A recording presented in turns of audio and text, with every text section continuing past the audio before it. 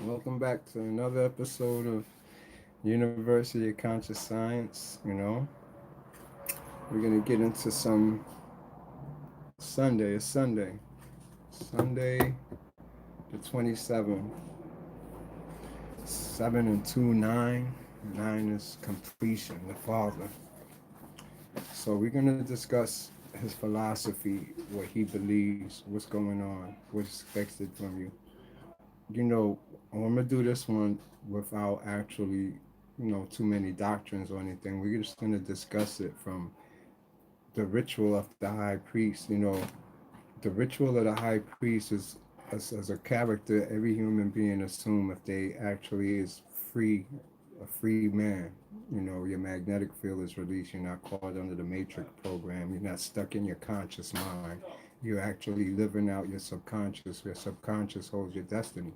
So you have two people, the free people, and you got the servants or the people that is still part of the program. And so once you free yourself, there is a doctrine for you to follow. There is a way for you to follow. It's actually called the way, or what is called the way. It's called the way of the dragon or the brotherhood. Um, Peace and blessings, cinematic creator. That's right. What's up? And so once you get to understand, there is a philosophy to it. Cymatic creator, remind me, are you the one who said you was quietly watching? Am I correct? The quiet observer? I think no, I don't recall that name fully. So you got to help me refresh my memory if anything.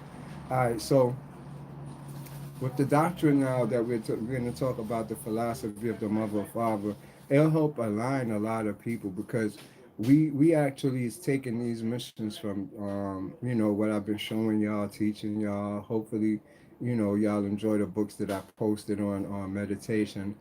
Oh, okay, okay, all right, okay, makes sense. What's going on, brother? How's your journey into the Coptic life? Or did you ever email me? I think you're supposed to email me because you wanted some Coptic books or whatever. So, we'll get on into that today. We could talk and you get some greater understanding of this journey. All right, let's get back to this. So, with it now being Sunday, it's a good time for us to put everything into perspective as far as nature wise, because this is more of a personal journey. When I was saying the high priest, how all of us have that ability to tap in, the high priest is like your first form when you start awakening. And so if you get the full blown awakening where your magnetic field, peace and blessings, Raven, how you doing? All right. And once your magnetic field is active and you have an open magnetic field, that's when you become an empath. It's like you're sensitive to energy and all around you. Energy, look at it as, not just what you see is energy, because what we see is not, actual. It's just what our mind perceives. So this energy is vibrating, but it's vibrating and oscillating. So it's going back and forth and in and out at the same time, which actually gives us our perception in our mind. But all of us don't see things the same. My truth and your truth is not the same truth. So we would have to align something that is universal. That's like Christian, Muslim, Buddha. All of them is the same on a whole, but everything is separated by different spheres, what we call beliefs. All right, so let's get into the talk now so you can understand what's going on and what's this father thing and what's this mother thing, what's that all about, and what's this got to do with you and your influence. All right, well, what went on now with our ancestors, they started studying the stars, they started studying the celestial universe and its influences on us, right? Like when we first started seeing Egypt with magic, they didn't know about psychology. They didn't know about the endocrine system and what we call will. Will is actually what Aleister Crowley called Thelema. If you know, he got the Thol Society. I mean, Thelma. That's what his society is called. Thelma is just a Greek word for will. And so we didn't know about will, the endocrine system, and psychology, which made magic look amazing to us, and we didn't know how it worked, so we was looking for things outside of ourselves to create these magical spells, from herbs to, symbols to objects, mandalas. All of it still can't pull up magic, because magic is psychology. It's not that's right. Thank you, brother. Thank you, Somatic. It's not actually what we think when we see on TV and you twinkle your nose or go like this and all that. It don't work like that. You do magic on a regular day basis, all day, every day, and it seems so normal that you overlook what is really making these alignments or these causes happen. So for now, when you put this into perspective, when you first journey into the other world, into the other side, it become overwhelmed for you. The first thing you're gonna see is all type of different people that died already that still is alive. Everybody is still there. And so if I was to give you a peek into the other world, you'd be like, oh my God. Because it's just everybody that you saw that was dead is still there, but they're more subtle now and holographic. So that's the first word you're gonna say is, "Oh my God, what the fuck is this?" And you got some beings that's big, very big, bigger than the Milky Way. They make the Milky Way look like a little tic tac. And so you see this again, you say, "Oh my God, what the hell is this?" And so those be your first example of there's something greater than me. There's something greater than what's going on, because you're looking at these crazy celestial beings. We going into Gnosticism a little bit now, where we talking the archons and we talking the Adodabos system now. So you start to see these things.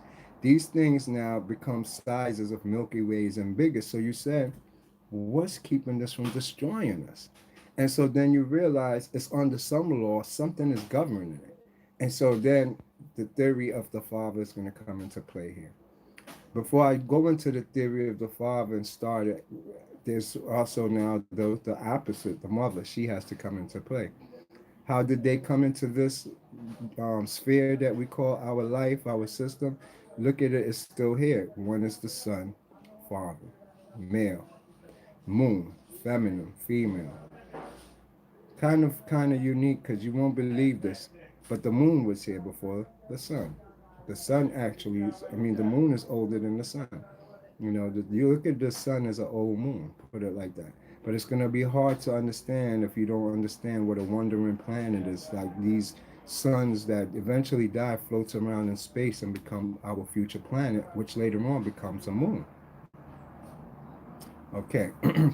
So now, on that note, now we have different aspects of cycles in our life. There was a time where, if you notice, from Samaria to Babylon, they represented the woman, the matriarch system, the moon, Nana Sin. So, what about people saying that the moon is a space station?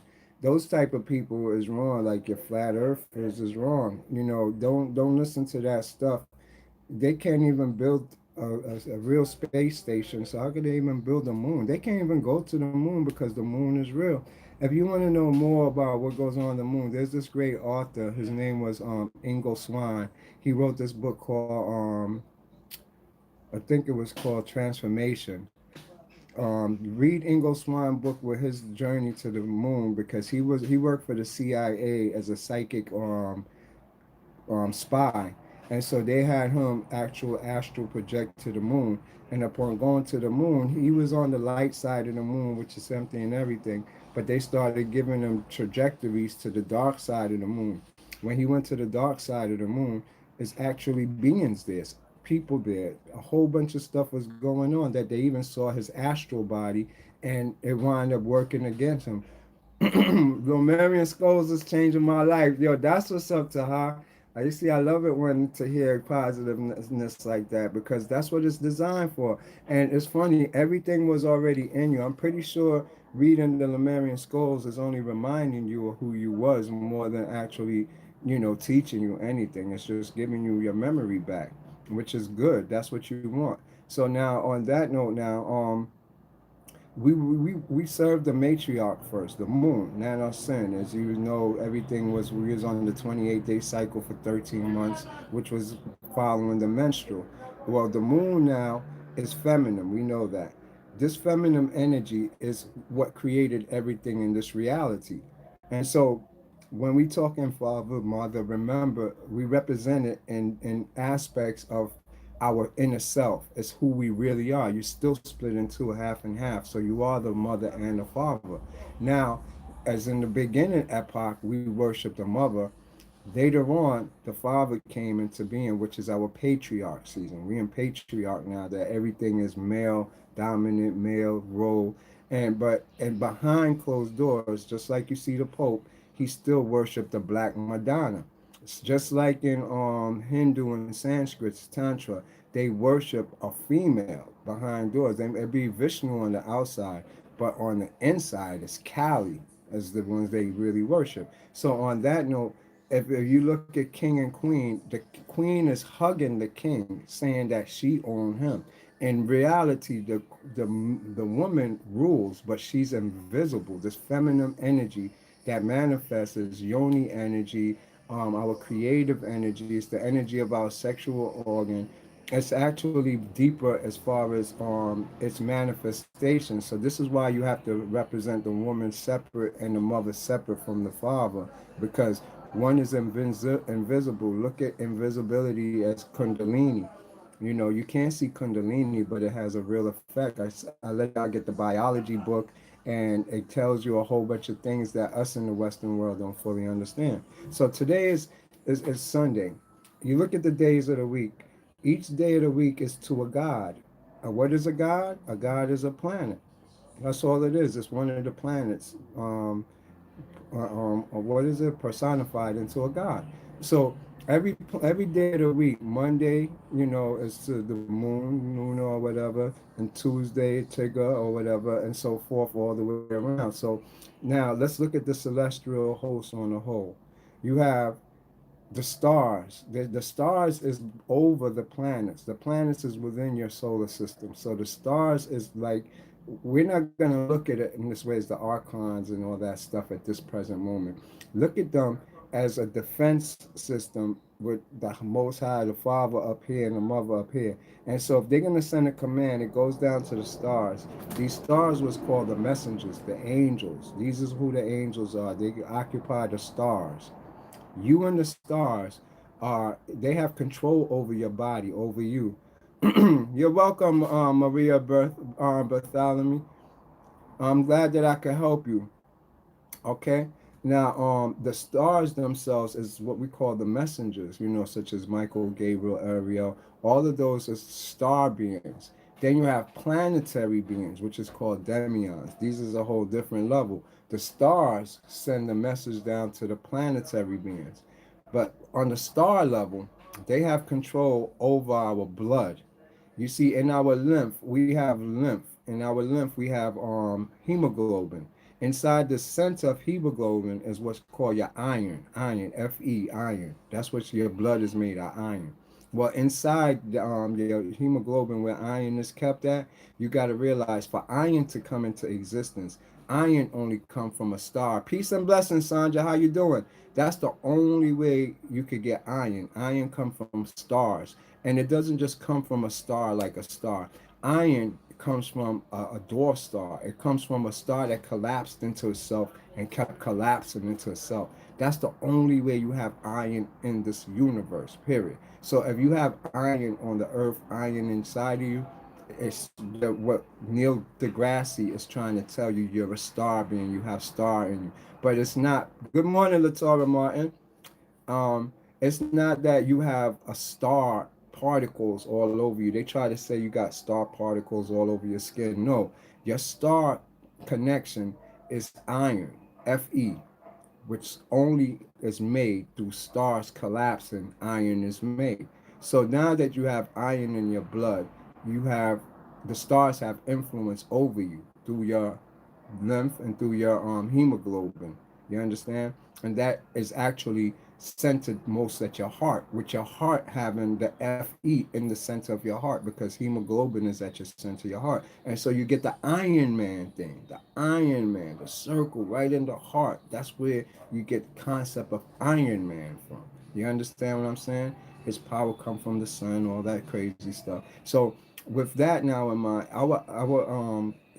core of our hemoglobin wasn't always iron. At one time it was silver, and one time it was gold. And with each one, we live longer. Iron actually makes us breathe. We didn't have to breathe if we didn't have iron. Iron, if you don't know, is it attracts two oxygen molecules and another one. I think I forgot whichever one it is.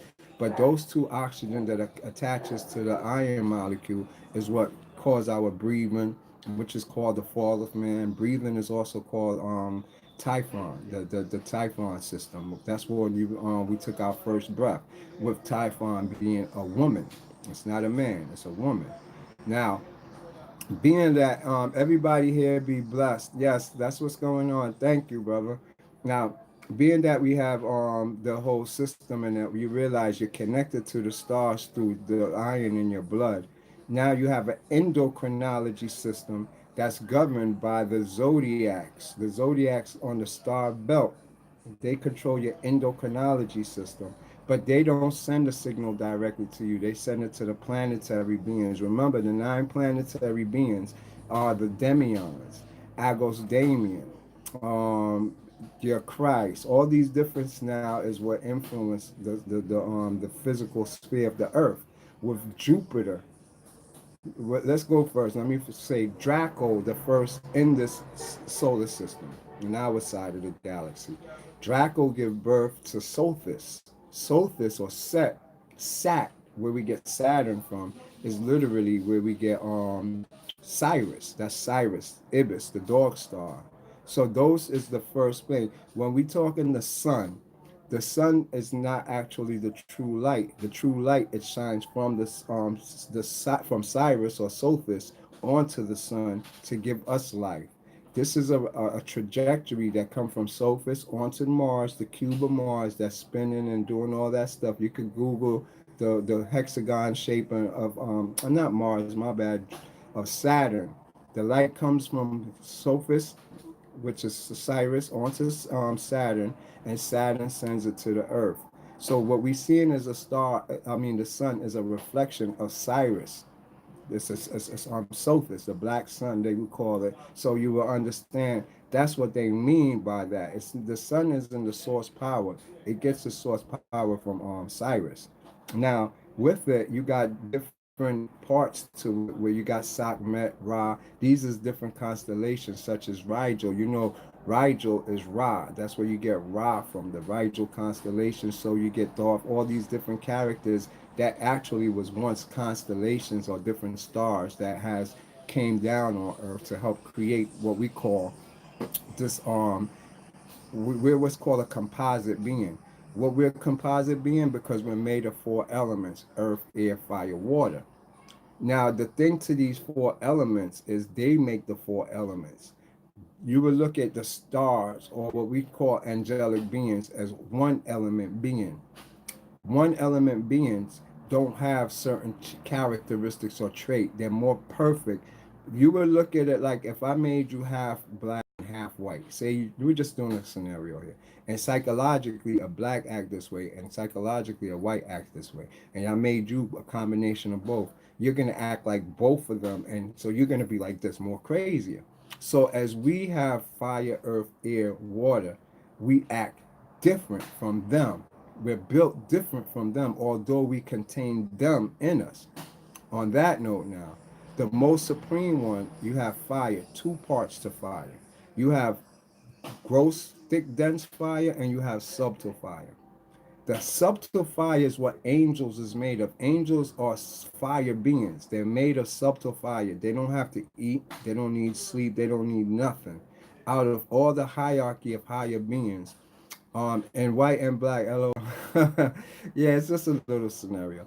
They the highest because they don't sleep, eat, or anything else.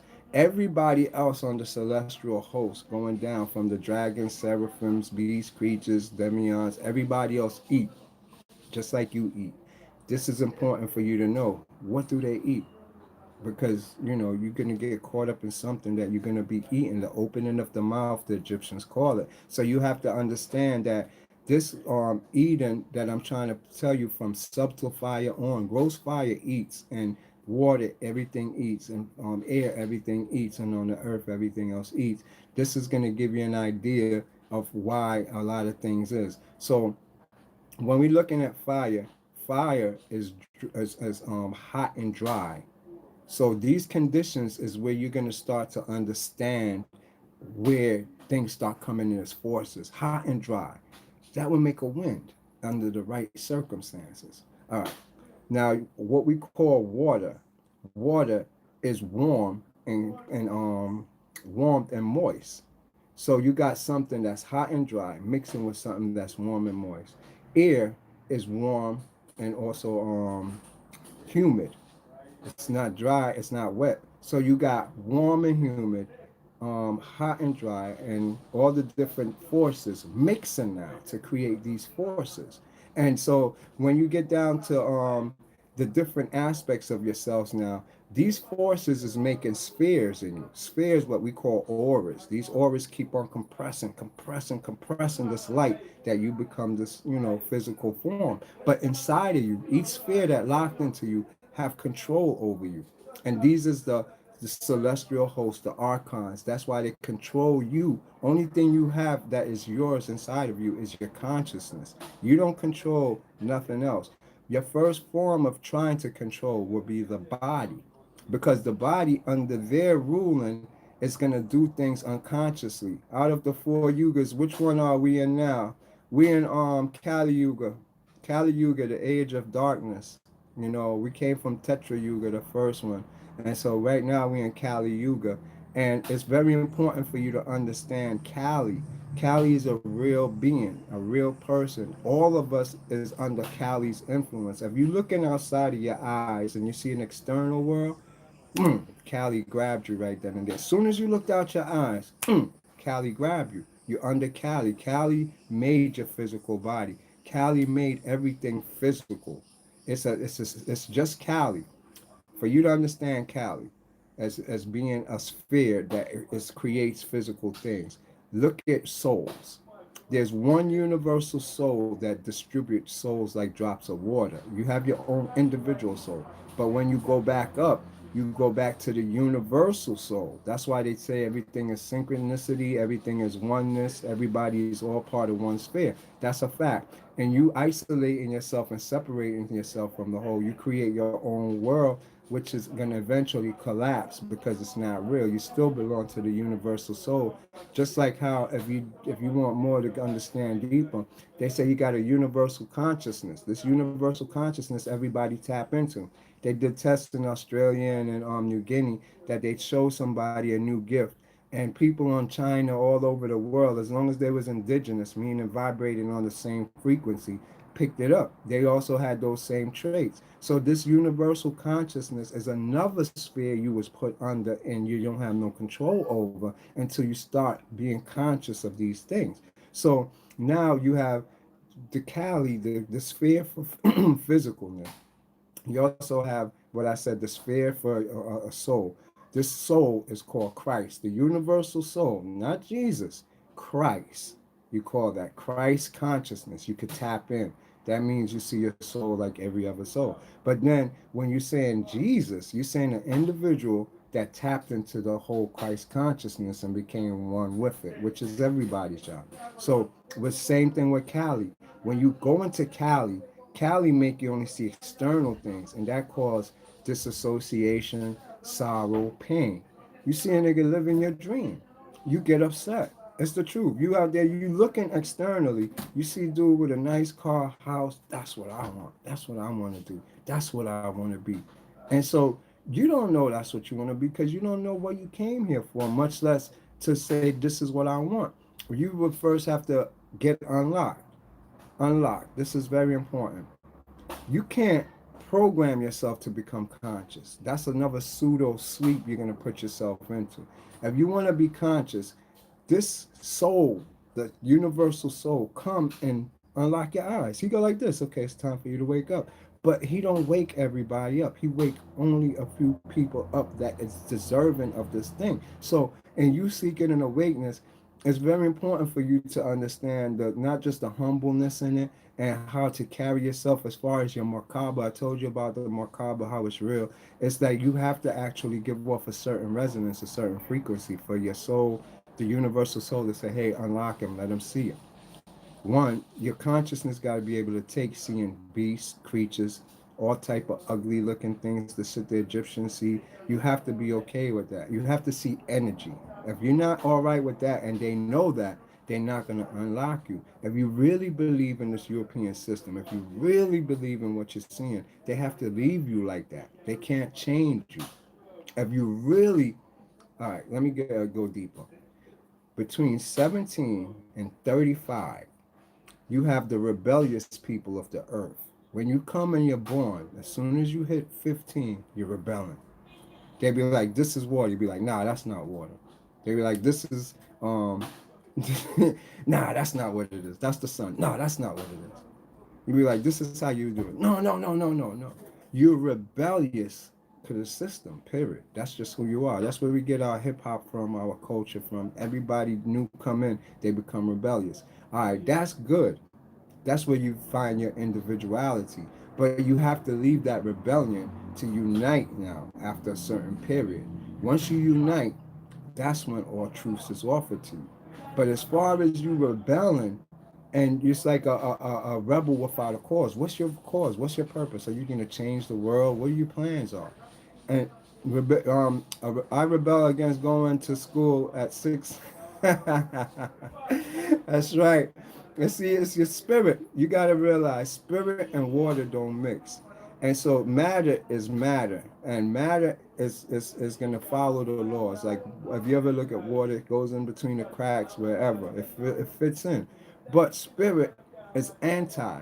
And somebody upset you, they upset your spirit. My spirit don't like this. My spirit is not feeling this. That's going to make you reject something and attack it.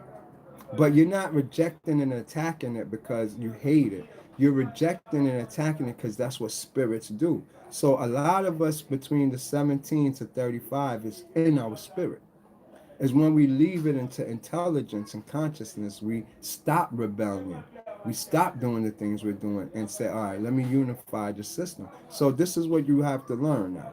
Once you do that, let's get back to the mother and father. I don't want to go too far straight. Once you do that, you start realizing what is real. You start not just looking in the external world, you start observing it. You become what's called the observer. You know, once you start observing subatomic particles, they're either going to collapse for you and do nothing, or they're going to come together and put on a stage show for you. Depends. When they put on a stage show to you, that's called DMT. When they don't do nothing for you, you're just in darkness. You know, that's how subatomic particles work. So now, once you realize that, you're the observer, and whatever you're observing now, it takes on a different tone. You don't judge it. You don't tell it what it's going to be. You don't determine the outcome because the outcome will be what you think it is. This world is designed. What you expect is what you receive. And so media use that against you because they put your expectations inside of you. You expect something from you. You expect something from your friend. You expect something from your husband. You expect something from your kids. Well, when you did that, you killed them. You killed their individuality. You kill who they are. Now they got to do and live within your expectations. I got to go now and study tantra. I got to come back and do this because y'all expect it. That's not real. So when we put expectations on people, we lose truth. The truth is like if you call your mother mom, you treat her mom. You forget she was Kathy, a same person like you going through problems, and it's hard for her to be herself. She gotta act like a mother and can't tell you the truth. And you can't help her and fix her. So we repeat these cycles over and over again. Okay. How can I see those spirits? That's from Cinematic Creator. This is now the thing. I was telling you, it's in two stages. I could help you. I could actually force a play and make you see. You need to get with me as far as you wanting to see that never saw it, because we all could see, but we don't know how. We don't know the emotional state. We don't. Let me give you a number one reason why we don't see. We're tired. We're all tired. The whole world is tired and need rest. When you're not rested, you're fatigued. Even though you're yourself, you're quick to piss off.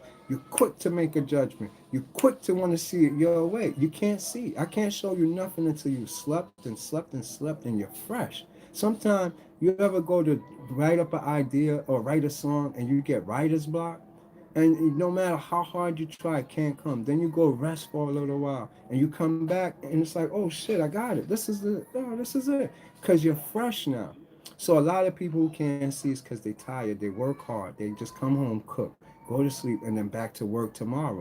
They never really checked out their true body, true self. Some people need more sleep than other people. Some people is overtired. Like if you see yourself reading a book and you keep dozing off, you're tired. You need to take a day off and just lay in the bed and do nothing more than sleep. Once you do that, your cognition is back. You're a different person. You could see things right. That's why they in military they give people sleep deprivation on purpose to use them and to program them. So the whole United States is under sleep deprivation because of the work cycle and the schooling and just the family life. You don't have time to just be like me and just do nothing and sleep and just think about God and the higher worlds. That's what was missing. The rich could do that. But being that we're poor, we are in survival mode. We have to keep on our pivot. We're pivoting all the time. We always pivoting, trying to consolidate everything. You have to take yourself out of that. You understand? That's called survival mode. The elite, the Illuminati, all them people don't have those issues you have, so they get to see the higher worlds. And so, if your first attempt to go see in the higher world is to clear up your neurons for seeing. It gets very tired. You ever notice you always constantly move your head? You always constantly blinking. Your eyes is never focused on one thing because you'll get tunnel vision. You'll lose focus on what you're trying to do. So the eyes is designed to actually look at something and then take it off to keep you always resetting, resetting, resetting. So if you focus too much on something too hard, you're gonna lose it. You're gonna not get the meaning of it. So that would be the first thing I tell people that's trying to see. Get you some sleep before you attempt these things. Make sure your cognition is right before you attempt these things. So once you get now enough sleep and rest, I could tell you to sit there and close your eyes or lay there and close your eyes and you won't fall asleep within it. You understand? Because it's a journey of you lifting up all those spheres that make you can't see, from the star beings and the archons and the demion. They're the ones who actually got you here doing their work. They're doing what they want you to do. But if you want to be free and do it yourself and do it your way, you have to earn it. You want a great example? Read the pyramid text, the real pyramid text with Anis when he comes out of the astral world with the sword in his hand, missing tooth, and they calling him the sun. He has made it through. It's a really hard journey, and it's terrifying to the eyes because you're seeing everything that you repulsed in life. It's your splits you're encountering, and so a lot of people, it's kind of hard for them to see it. They get flash lines, like they'll see a face, either they get excited and it flashes out their mind. Your mind could change the channel like a dial because these are subtle frequencies. So for you to do it, that's why they say get your breathing together. You get your breathing going, and this becomes the wave you're traveling on. You're traveling on this breathing wave. But say a being come and you jump. When you just did that, it flipped your frequency to a new channel. So you have to practice first the whole thing of breathing and being one. Now say these things start coming. You see first energy. That's the first thing you're gonna see. If you want to see, I was just doing this exercise, where you take your hand and make the pyramid, the triangle, and actually you fly through it. Just stare at it, stare through it, stare through it. Don't blink at all. Just stare through it, and eventually everything gonna start fuzzing around you, and you get a hologram, maybe green in color. Whatever, depends. Sometimes you see your aura, and that's your first beginning to see that this world isn't fixed. It's only your mind fix it. Just keep staring through the pyramid, center point, like if my nose was at the center, and just stare. Don't blink. You can't blink. And a lot of reason why we can't see too, we never practice these exercises of staring. As a child, my parents used to make me just stare at this and don't blink. And so I had eye training already into these other worlds. By you not blinking, your eyes can't flash and put you in a different zone. So you would want to practice staring at something for a period of time. By you staring, it opens up your subconscious mind to send chemicals to your endocrinology system, and the default re process of these things lifting off of you, because it's all chemicals. That's why if you look at the medieval people, they call it the chemical factory, the great works, the arcanium. All of these is psychological states of mind.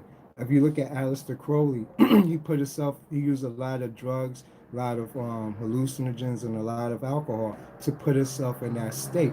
And so modern time, we don't have to do that. It's like if you wanted to smoke cannabis, you don't have to smoke it. You just will it into you. It's called placebo science, where you use your body to make the chemical of it. And anybody could do it now. That's what you're here to do. Practice placebo science and being a chemist with your own chemistry.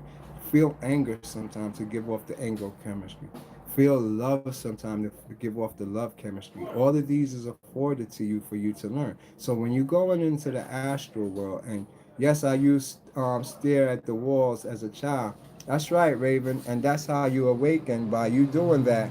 Yeah, breathing unconsciously, but consciousness is hard for me. All right, John Benjamin. Hold on one second. Let me just wipe my face.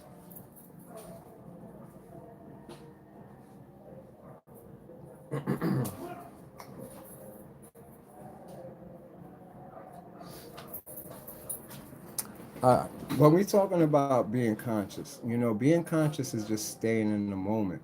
That when I talk in the moment, the now, I don't mean the present. The present does not mean the now. When you're conscious, you're in the now. You're conscious of what your behavior is. You're conscious of your saying. So consciousness is not what you think. What you're talking is more moral based, higher, lower self based. Being conscious, you just have to stay here. Meaning, let's say me and you meet up, and we're both here now, and I'm gonna take it to a different place though. Trust me, just follow. I tell you, what's up, homeboy? Fuck you.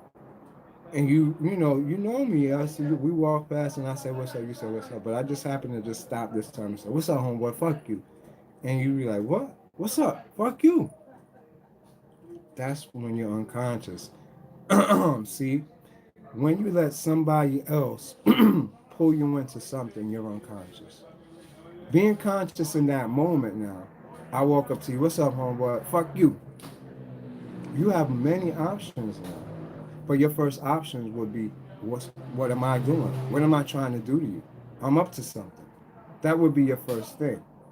And you could say, I can engage. Let's play tennis. I hit the ball to your side, hit it back to me, and then I'm gonna hit it back to you. We start with wordplay. No, you could also drop your racket and walk away. You don't have to play tennis. Did you initiate that? Do you know what I'm doing? Suppose I got something I'm about to stab you, say wrong, wrong, whatever it may be. This is what being conscious is, to be conscious of what I just did and know my nature. Then you will stop for a second and think for a minute before you react. But our normal self, we impulsively react, and that's not being conscious. So being conscious is when stimulants push up on your endocrinology system, set chemicals to you, and make you do a habitual you, a old you, ready to fight, ready to respond, ready to get into mode.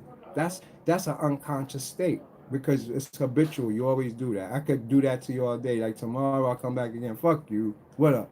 And you come back. Oh, you always do this to me. And you're starting to cry. You're unconscious. So I do it every day. Come back. What's up? Fuck you. Oh, why you always? No, you're supposed to realize I'm doing something to you because you got a trigger in you that I could always trigger. You're unconscious. You're a program. I keep doing it to you. So I'm gonna keep doing it to you till it don't affect you no more because it's just your consciousness I'm messing with, not you. So being conscious is being not letting sensations impulse upon you and you react to it. You do something because you want to do it. If I did that, fine. You could walk by. If you want to engage, say I'm engaging because I want to engage. But if you do it out of, and I'm going to say out of, quote that word, out of. If you do something out of fear, you're only going to respond with fear, out of fear. If you do something out of love, you're only gonna respond out of love. But if you did it because you want to do it, then you're gonna just do it without being angry. You do better fighting a person out of morals. Like, no, I'm not mad at you, but I'm gonna fight you. Come outside, we're gonna fight. You will do better because you will whip his ass no matter how big, no matter how strong it is, because you're conscious of it. When you're not conscious, or you fighting out of fear, or you're doing something out of fear, you don't know the outcome of it because you're not yourself. So being conscious, just to being back when he said he can be conscious, you have to first know your limitations. Being conscious is knowing your limitations and your capabilities. That's what make you conscious. So you know, I can't do this because dude is too big. I can't do this, he's too smart. Or I could do this if I go get this and this and this. Know your limitations so you could get whatever you need to be done achieved. Only way you could get it done achieved, it doesn't matter how, not through you. It don't have to be using a system. It's the fact you got it achieved by you knowing your limitations and your capabilities. That's the meaning of know thyself.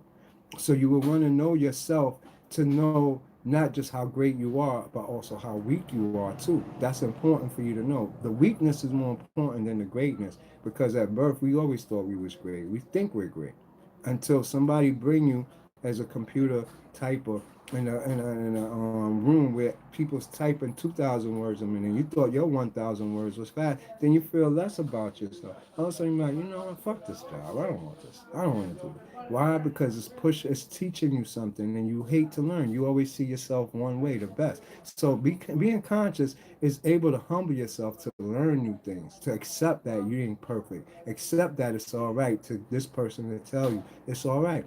That's being conscious. When you do that now, you start taking your powers, that anger you was feeling, and your anger now become will. So if I'm telling you, let's go back to that scenario, oh fuck you, right? And you just stand there and take it. Your spirit is doing something to me that you don't know. By you taking it and holding it, you got more power over me than my big mouth talking.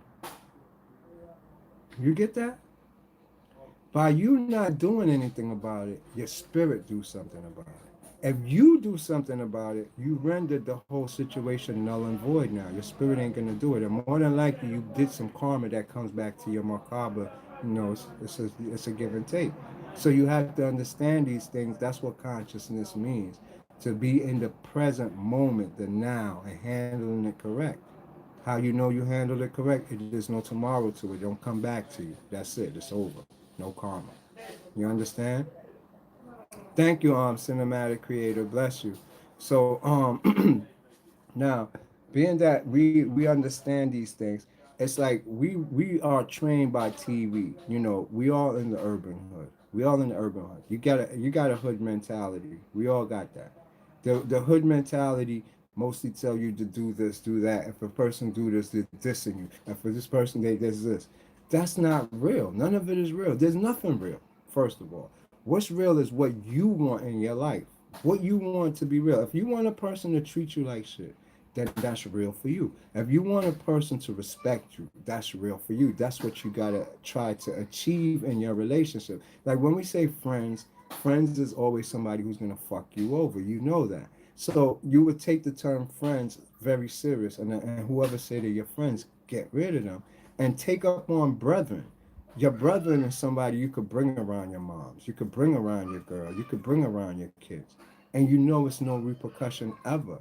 So if a person is not that cool with you, you shouldn't bring them close to your family, close to your house under this friends thing, because they're gonna fuck you later on, and you have a feeling about that, and you know it. So if you're gonna make acquaintance, you might as well make them your brethren, not your friend.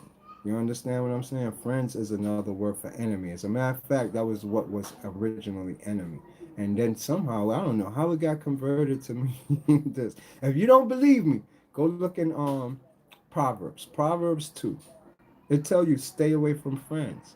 Friends is your enemy. So I don't know how today friends is somebody that's cool with you. You understand what I'm saying? But we miss it. That word is brethren, because you treat them like you would treat your soul. And that's your soul friend. So there is a difference why we getting so much confusion. You and somebody where you can't trust your girl around your man. You can't trust your man around your girl. But y'all is niggas, y'all is dudes, and we hard. Nah, man, that's the system designed to eventually you fail in it. You got to go past all that and say, what do I want? I don't want no scheming people around me. I don't want none of this, man. I eject from subscribing to this. Once you do that, you become awakened, and you're the creator. Now, what you gonna do? How you gonna change this to how you see it? That's the hardest part of it, and that takes truth. If you could, they say truth hurts, but who tells the truth? You get around people and agree with them. You don't contend with them and say, nah, that ain't right. You understand? Most of us, our friendship is based off of who we agree with, who agree with us. That's my friend. That's my man. That's who we cool with. You understand? So once you take that demographics away, you will see that you got really nobody. You're really the one that is making your friend. You doing what they want make you their friend. The same thing. But if you was to challenge it and say, nah, you'll see all of them step off and leave you alone. So it's important for you to understand what consciousness is, being alone is. You have to accept you deity. You're a god. You're not a human being. You just came here for some experiences for your soul to learn, but you go back to being deity, a god. And so you was born by yourself and you're gonna die by yourself. In between is your lessons. But when you come here and you see the European system and it says make a home, go get a job, and just live, you never woke up. You never grew. Although you're in an adult body, your mentality is of a child. You're doing pleasurable things. You're not actually here to learn. You're not studying nature. You're not saying that's not a sun, that's not a star, that's not a moon. Proving these people that is deceiving you wrong. That's what you're here to do. Debunk these lies. You're being told lies. So now, with that in mind, all of this should help you to wake up. When you wake up, you know it's not right. Something ain't right. The system ain't right. Why am I paying to live in a free world? Just the gravity don't charge the earth to hold it in place and take it around the sun. It's free. So why you're paying to live on it? So these things are what will start you on a curious wisdom hunt to see what went on, what happened here, why is this like this. Then you will see that we're manipulated, we're being manipulated. Everything they're telling us is not true, and we need to wake up. It's not them manipulating us, it's us enjoying this free life, this pleasurable life. And so once you wake up, it's a different you take a toll, which is the soul. You come down, that piece of the soul get breaks off into you and it start questioning this reality. So on that note now, let's get into the father. So what is this father? I also want to show you, it's very important. Like I got the father, which is the rings, and also wear the mother, which is one ring, the circle. The circle is very important because this is a chakra. The first symbol ever put up was the circumpunct with the dot in it, a circle with the dot. That's who the mother represents. It's a feminine symbol. And so you got to realize it represents the mother. It also is the crown that's on the head of every man that claims back his sovereignty as a king. You're a king first. That's why you have in Revelation the man on the throne. He said, I seen the man on the throne. Your consciousness is a man that is sitting on the throne. The real you is someplace else in another world sitting on a throne like this, calling the shots. But you, the conscious, is a program. Your conscious mind is not real. You don't take that with you when you go back.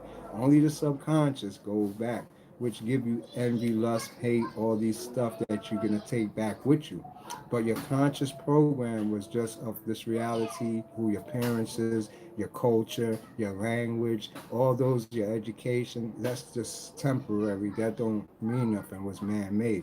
And so when you're gonna look now for consciousness and your soul come back, nature is the only one that facilitates these type of forces, these type of things. You can't get it in the city. You can't get it in watching YouTube. You will have to go sit in nature and your intuition start taking over. Your intuition start pondering. These things is not actually pondering. You start leaving out your body as subatomic particles, as electrons, and you exchange information with the universe, with actual physical natural things. Like your body is a man-made, it's natural. So the same way you exchange now, that's why your nails grow back when they cut. It's just an exchange of energies and protons and neutrons. So when they're doing that, your perception start going up. Oh, I understand.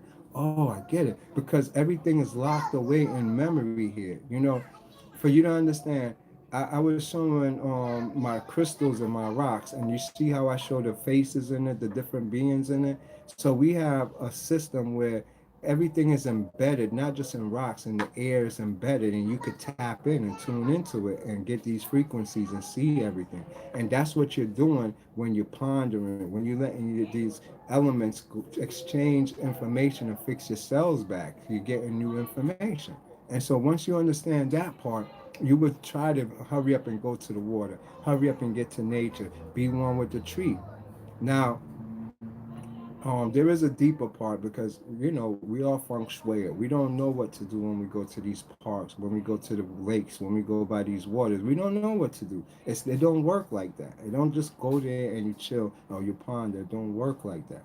When you go there, you have to do certain rituals to psychologically put yourself back into that state of being. It doesn't just work with you just go there and you sit there. Even though there is things taking place, but for you to be consciously aware of what's going on, you will have to do certain things such as a mantra. A mantra is going to actually take your physical eyes and show you spiritual eyes. You have a spiritual eye. But how does a mantra have to do with actually making you see spiritual things? Easy.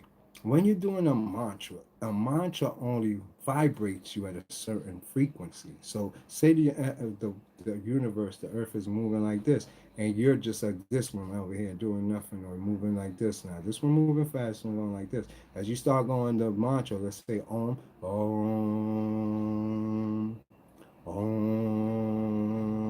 all of a sudden y'all two is the same now. Then when y'all two is the same, your vision changes. All of a sudden you're seeing everything. So that's why the Om is important, or any type of mantras to not just to actually relax you, but it puts your vibratory frequency, uniting it with the vibratory frequency of wherever you're at. So that's why it's important for you to do it. Now, a lot of people do their ohms or their mantras. You can't do it out of key. You can't just do your ohm how you want. You have to have it in the seven tones. Tone yourself. Go to the keyboard. Find a tone. And when you do your ohm have to match one of the seven tones. If you're out of sync with your tone, you can't make that frequency match. It has to match perfectly. So when you practice in your tones of ohms and different mantras, try to have a key sound on a keyboard that you could tap to give you that sync that or one of them. There's so many, I don't see how you could miss. It's rare you could miss, but 90% of the people miss from the seven tones to being a million in between tones so they don't catch it. So let me explain to you now with the mantra how it really goes so you get it right. Not only are you going to ohm to get your vibratory frequency, which is the cleft part of your jaw up in there, you feel it start rattling. Your head up here will rattle, your pineal, your throat will rattle, your whole chest. It also has to be first incorporated with your breathing. So when you're going to do the Om, you have to start off breathing through your nose and letting it out through your mouth. No, let me start off. I always alkaline the blood first. You alkaline the blood by breathing in through your mouth and breathe back out. These is the big airs. But when you do this, it's like you alkaline your blood. You feel lightheaded. This is electrifying you so that when you go into your astral vision, when you start seeing into the ethers, you light it up. You're a glowworm now. If you don't have it, you could go in there. It could be in front of you, but it's very dark. It's very important for you to understand this because that's why they send you to go sun stare. When you sun stare, you light up the darkness in you. You sun stare, you get a glow over your eyes. You can't even see what's in front of you. You don't see nothing no more. That glow, when you close your eyes, light up your insides, and you will see there's no such thing as darkness in you, much less emptiness. It's full of stuff.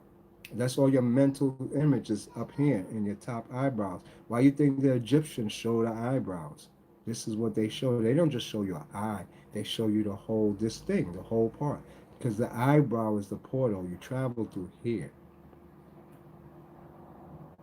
That's very important. You ever see a picture of Ra looking through an eye that's sideways? He don't even look at the eye. He's looking through the eyebrow part. So when I said close your eyelids and look straight ahead, is because your portal is here, up here. Some women, when you're having sex with them, their eyes roll up in their heads. You have sex with women and their eyes is white. God of the white come out. The God is in them. And for them, they flip it up and they're in the spirit world. That's a fact. All right. So now you realize that your eyelids, and when we're saying flipping it up, it's not like they turn their eyelids to the back of their head. They just taking it and pointing it up here. That's it. And they seeing through here. So when you're pleasing them, they're seeing all the spiritual world and all the astral worlds, the stuff that you're seeing from doing the om. The om is the same thing like when you're coming or actually having sex. It shows you another world. You expose you if you're doing it right. So after you do the breathing, like I was saying, through the mouth, then you would do the breathing through your nose.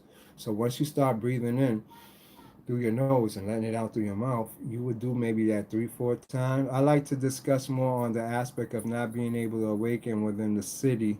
Hit me up. Okay, that's what's up. I got you. Um, Once you start breathing in through the nose, you're gonna slow down the chest breathing now, because we all breathe with our chest going up and down. So now, as you start to do the nose breathing in and then out through your mouth, you want to breathe out through your abs, where you squeeze your abs. When you're breathing out, you got to exhale, not just your. You got two diaphragms, two stomachs, whatever you want to call it. You breathe out all the air till it's flat like a balloon. So you would go. So your abs is closing up now. Your stomach is sucking up to the wall. That's how you would breathe that out. And once you get to that breathe out, don't breathe in. Just hold it there. You understand? Because you got rid of all the bad oxygen. The only thing you got now is the prana. By you holding it there, it start resonating up and down, up and down. You make it now your prana resonate. Once you do that, you could begin the closing of your eyelids and looking straight ahead and relax now. And that's when you would start your ohms. With your hands touching, sitting at a chair or whatever, you could just do it, or you could make the triangle. Once you start your ohms, you would keep doing it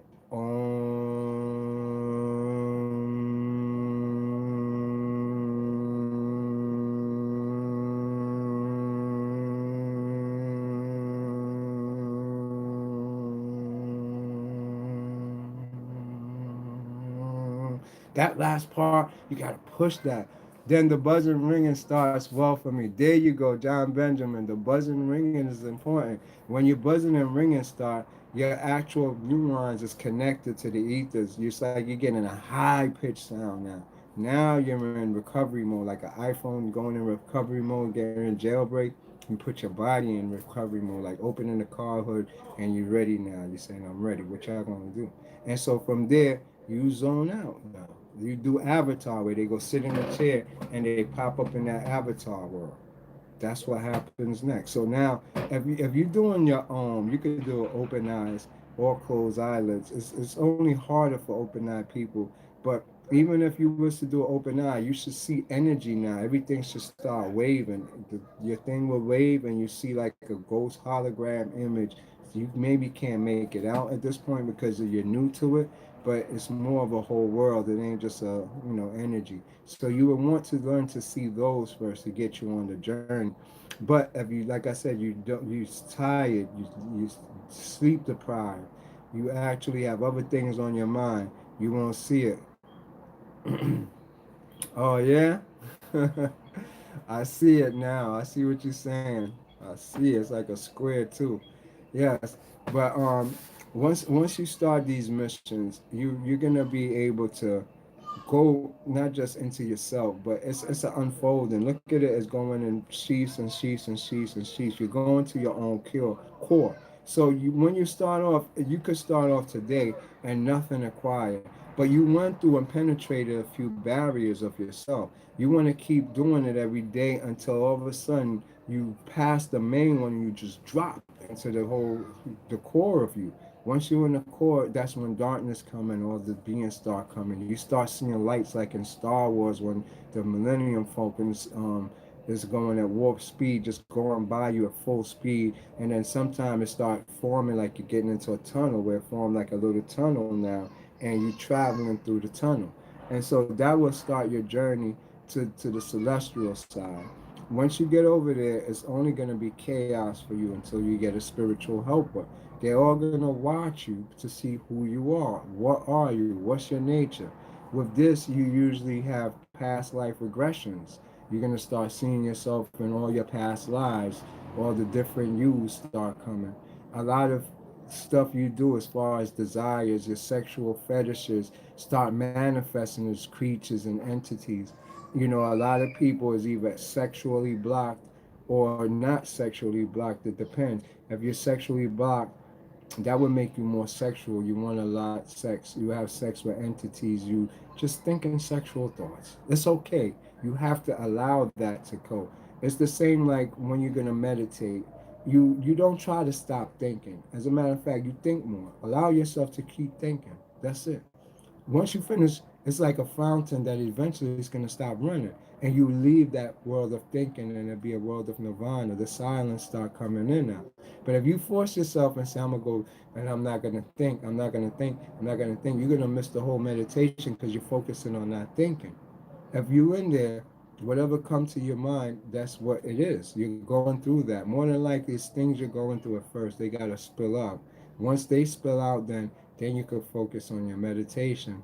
I would try to tell you to be in a quiet, hermetic place and try to hear your own breath while you're meditating. Try to feel your breath going in and out like a wave, because that's what you're going to be traveling on, that wave, you know.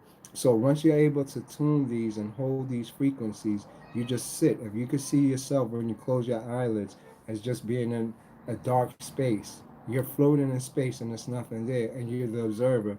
This is when you get to observe whatever's coming to you, whether it be light orbs. You go, everybody always get orbs first. These are the chakras that's coming to you, where each one now a world. Once you get past it, you pop out in this world. You pop out in the Merry Maryland. All the different places that you've been or pertain to you start coming to you.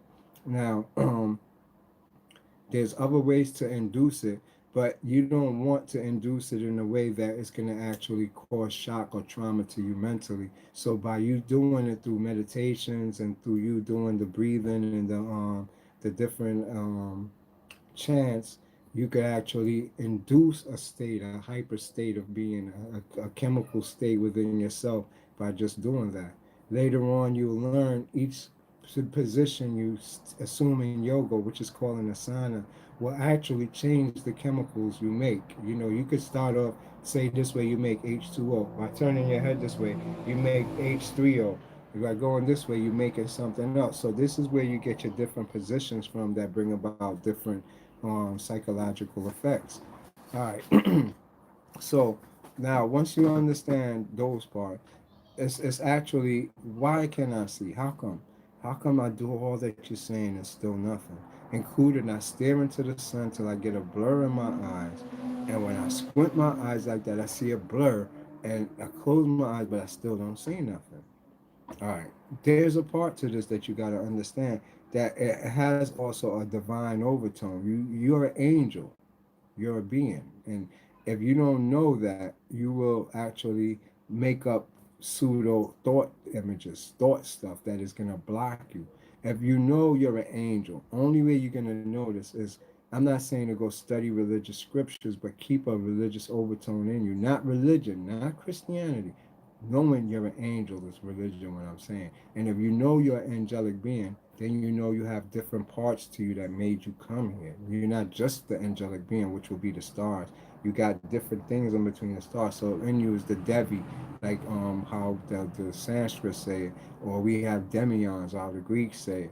And so you understand these people connect you to other you that you pull out yourself to become pure consciousness and pure spirit at the end. That's your journey. So if you know this, that's why I say align yourself in a kind of religious way, because it does have a religious overtone. When you're talking to Father, He knows all your deception, He knows all your sides, He knows the ego is the dark self. And so if you don't know these things, then taking that route perception will help you to be able to split up into your different views and not make a fool of yourself. I'm going to my mother's house astral projecting. No, I'm doing this. That don't help you. You want to go back to where you came and come back and get the powers and abilities and healing abilities that you really are here to get. You just don't want to be running around talking about you flying all over the place. That don't render you nothing. You understand? Okay, so that's where the father come in.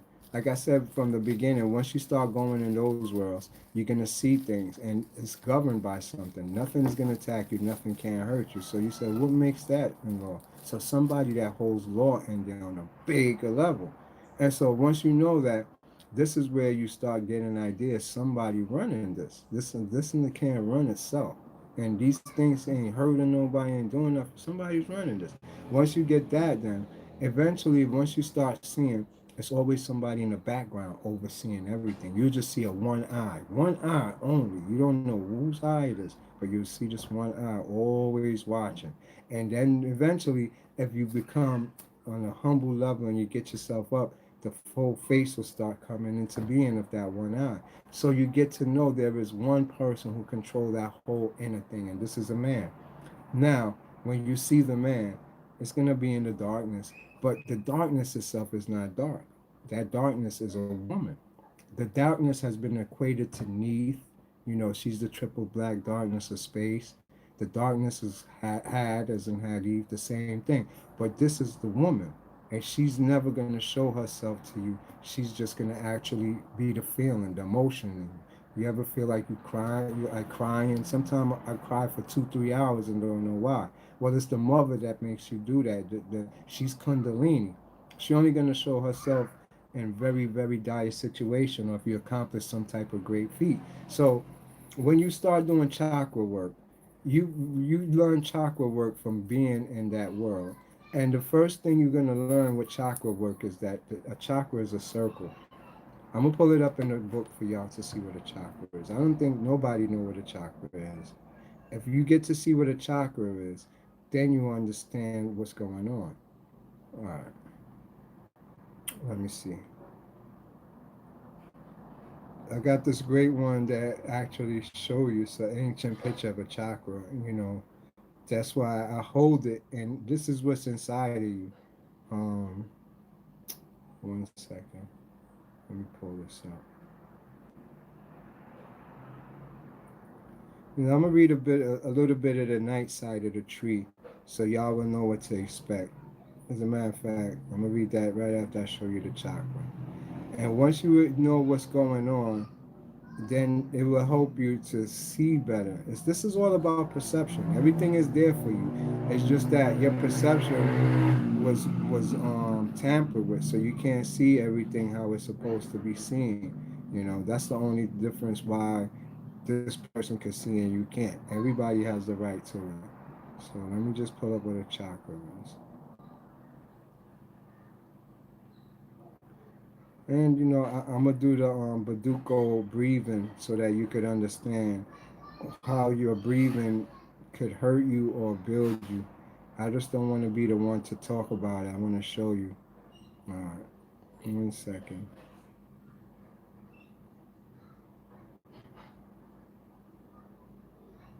Okay, here we go. All right. Now,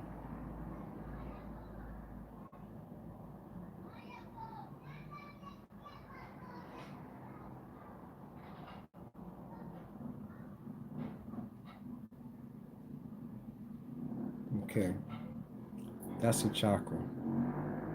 That's a chakra. If you never saw a chakra before, that's a chakra. You see, I'm bringing it in closer again.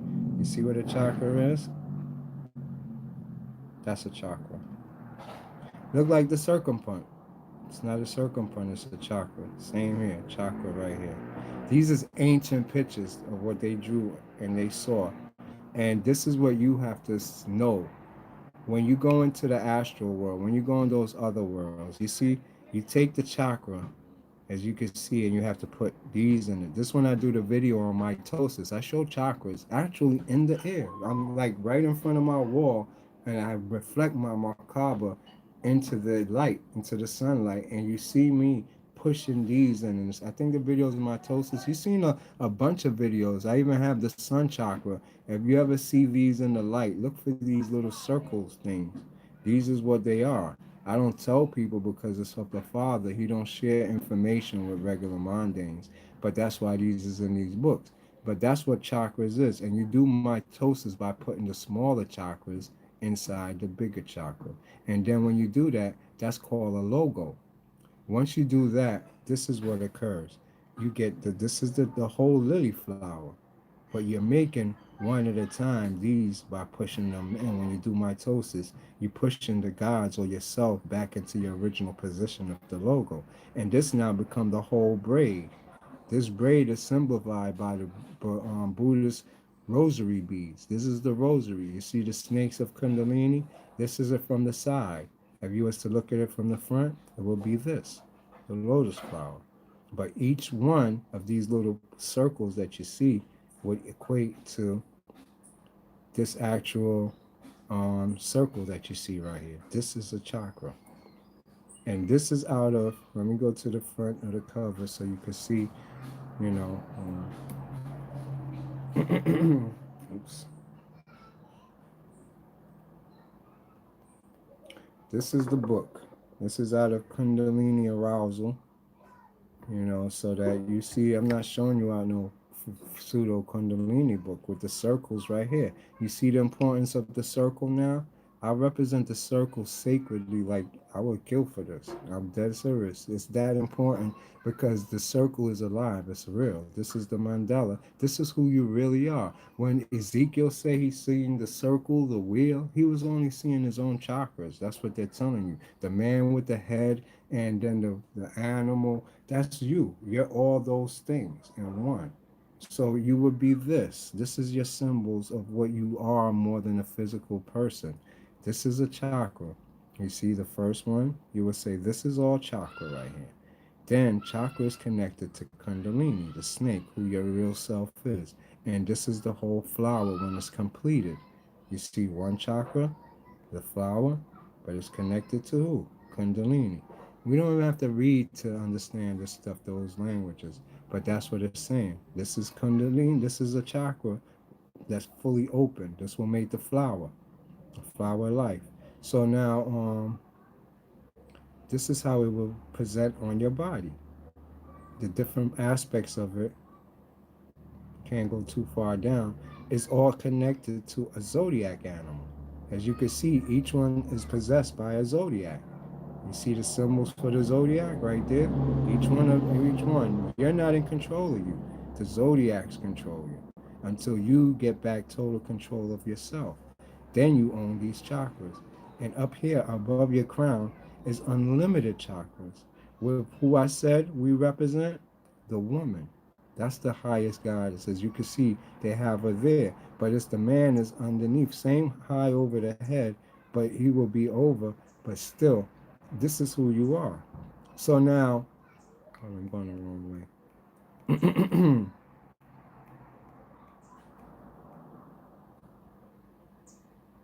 In your body, let's look at this. It says, um, a Western representation of the etheric body with a chakra and acupuncture meridians. So that's what you're being shown right here in this. We in the West have a different view of it. We don't see it the same way that they do. So I just wanted you to see what chakras is and how they actually spread out in your body and what they look like. Now, the reason why you have things in the circle is important because a lot of people, I see him now next to her. Last night they were on opposite sides. They went when they visited me. Oh, okay. You had a visit from them? That's what's up, Raven. You know, a lot of people would like to know about that type of stuff, Raven. You want to call in and do a live and explain that to them so that a lot of people could get an idea of what you're talking about. All right. If you look, these is the animals that you see. Most is the Aztec, the Incas, even in the Nazca animals. These is what you see. And believe it or not, this is coming from your womb, your vagina, your scrotum. Look, it's over the body. You see, this is the truth. So these animals, these beings, is all what I was telling you. They're gonna consume you. They're gonna eat you, each one of them, and you're gonna have to allow them because you're in them. You understand? And you have to go back through them to go back out. So that's why that's important for you to understand. Don't get scared. If you see the sign right here, the caduceus, and as you can see how it crosses like the snake, this is what's inside every human being. This is what's called the psychic system that you don't know exists. And this is Kundalini herself. This is a picture of Kundalini. You can read it right here on the side, the coil serpent. So this is all that's inside of you that you don't know exists or wouldn't believe if somebody tell you or write it off as, nah, this is crazy.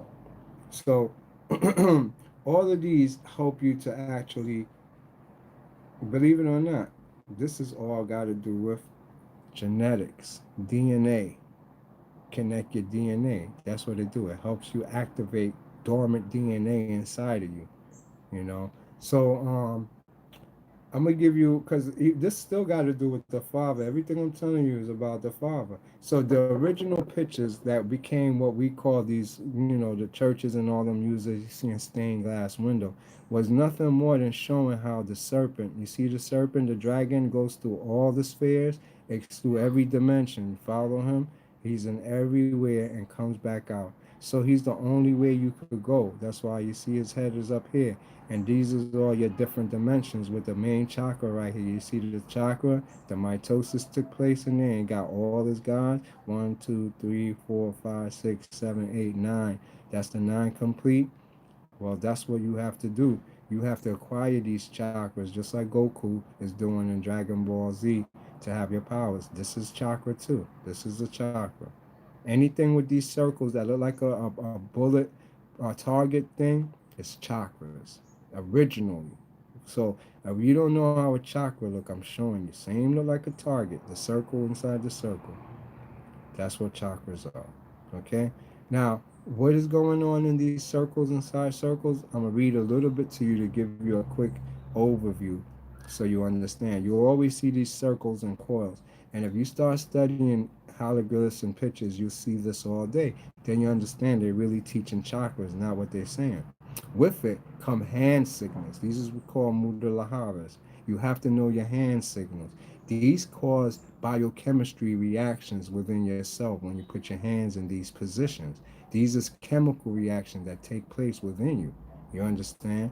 So if you don't understand what you have to do to make yourself get induced to a higher state of being, this book will help you to understand there's more to it.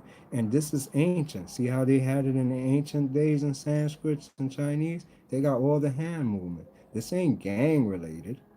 This is not gang signs. This is what you had to do to ascend. So, I just want you to see for yourself these pictures. The hands, every hand position is set off a different chemistry. Do you notice in medieval pictures? Let's look at this real quick. You see this? All right, let's make a connection. I'm gonna just leave this for a second because I want to read some of that to you because it's gonna show you the man with the trident, Leviathan, what all those mean. They actually is your psychology, and it's real. Each character you play out for a minute till you get it. Well, I'm gonna Google real quick medieval pictures.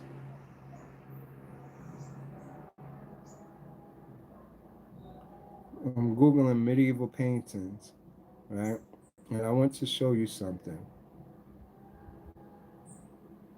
If you ever notice, every single one I'm pulling out, their hands. I'm just gonna let you see. Their hands is set in particular positions.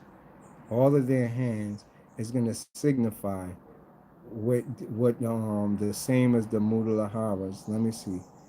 You see how this is killing the dragon? The same picture. Oops, hold on. The same picture of the Egyptians striking the dragon is the same picture you see them striking this because that's the portal to the other side. And you have to the sword through the dragon is the same as piercing it with your eyes. That's what they're showing you. It's not a literal dragon, and they're not killing the dragon. It's an anthropomorphic way to explain how to go into the higher worlds. Same here. Look at the hands movement. You see how they got the hands?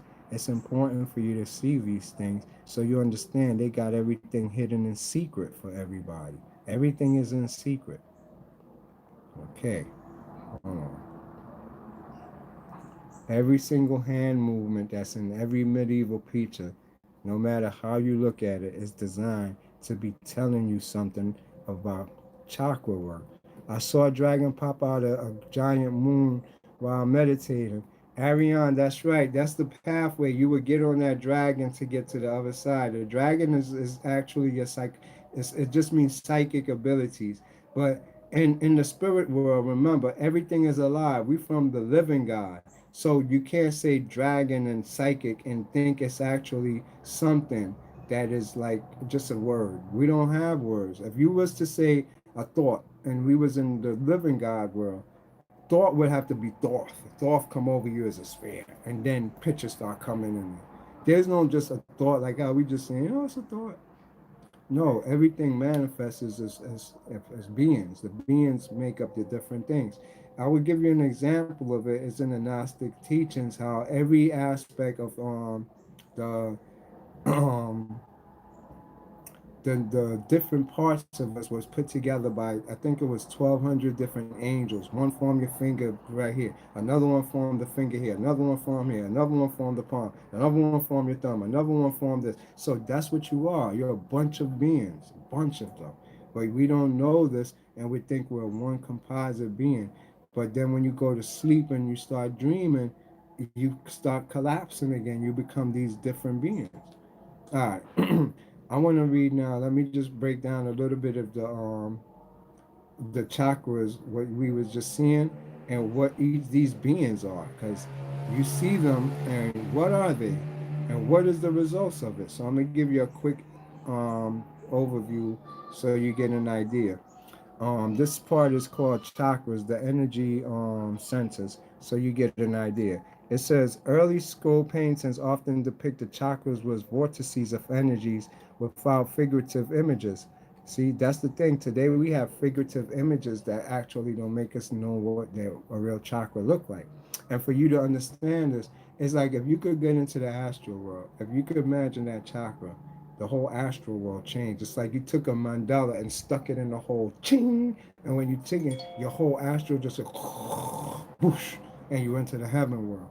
But you need that chakra to go into the heaven world. It's not you be just flying around where your thoughts is telling you to go. All right. It says, however, the chakras are more usually represented as lotuses.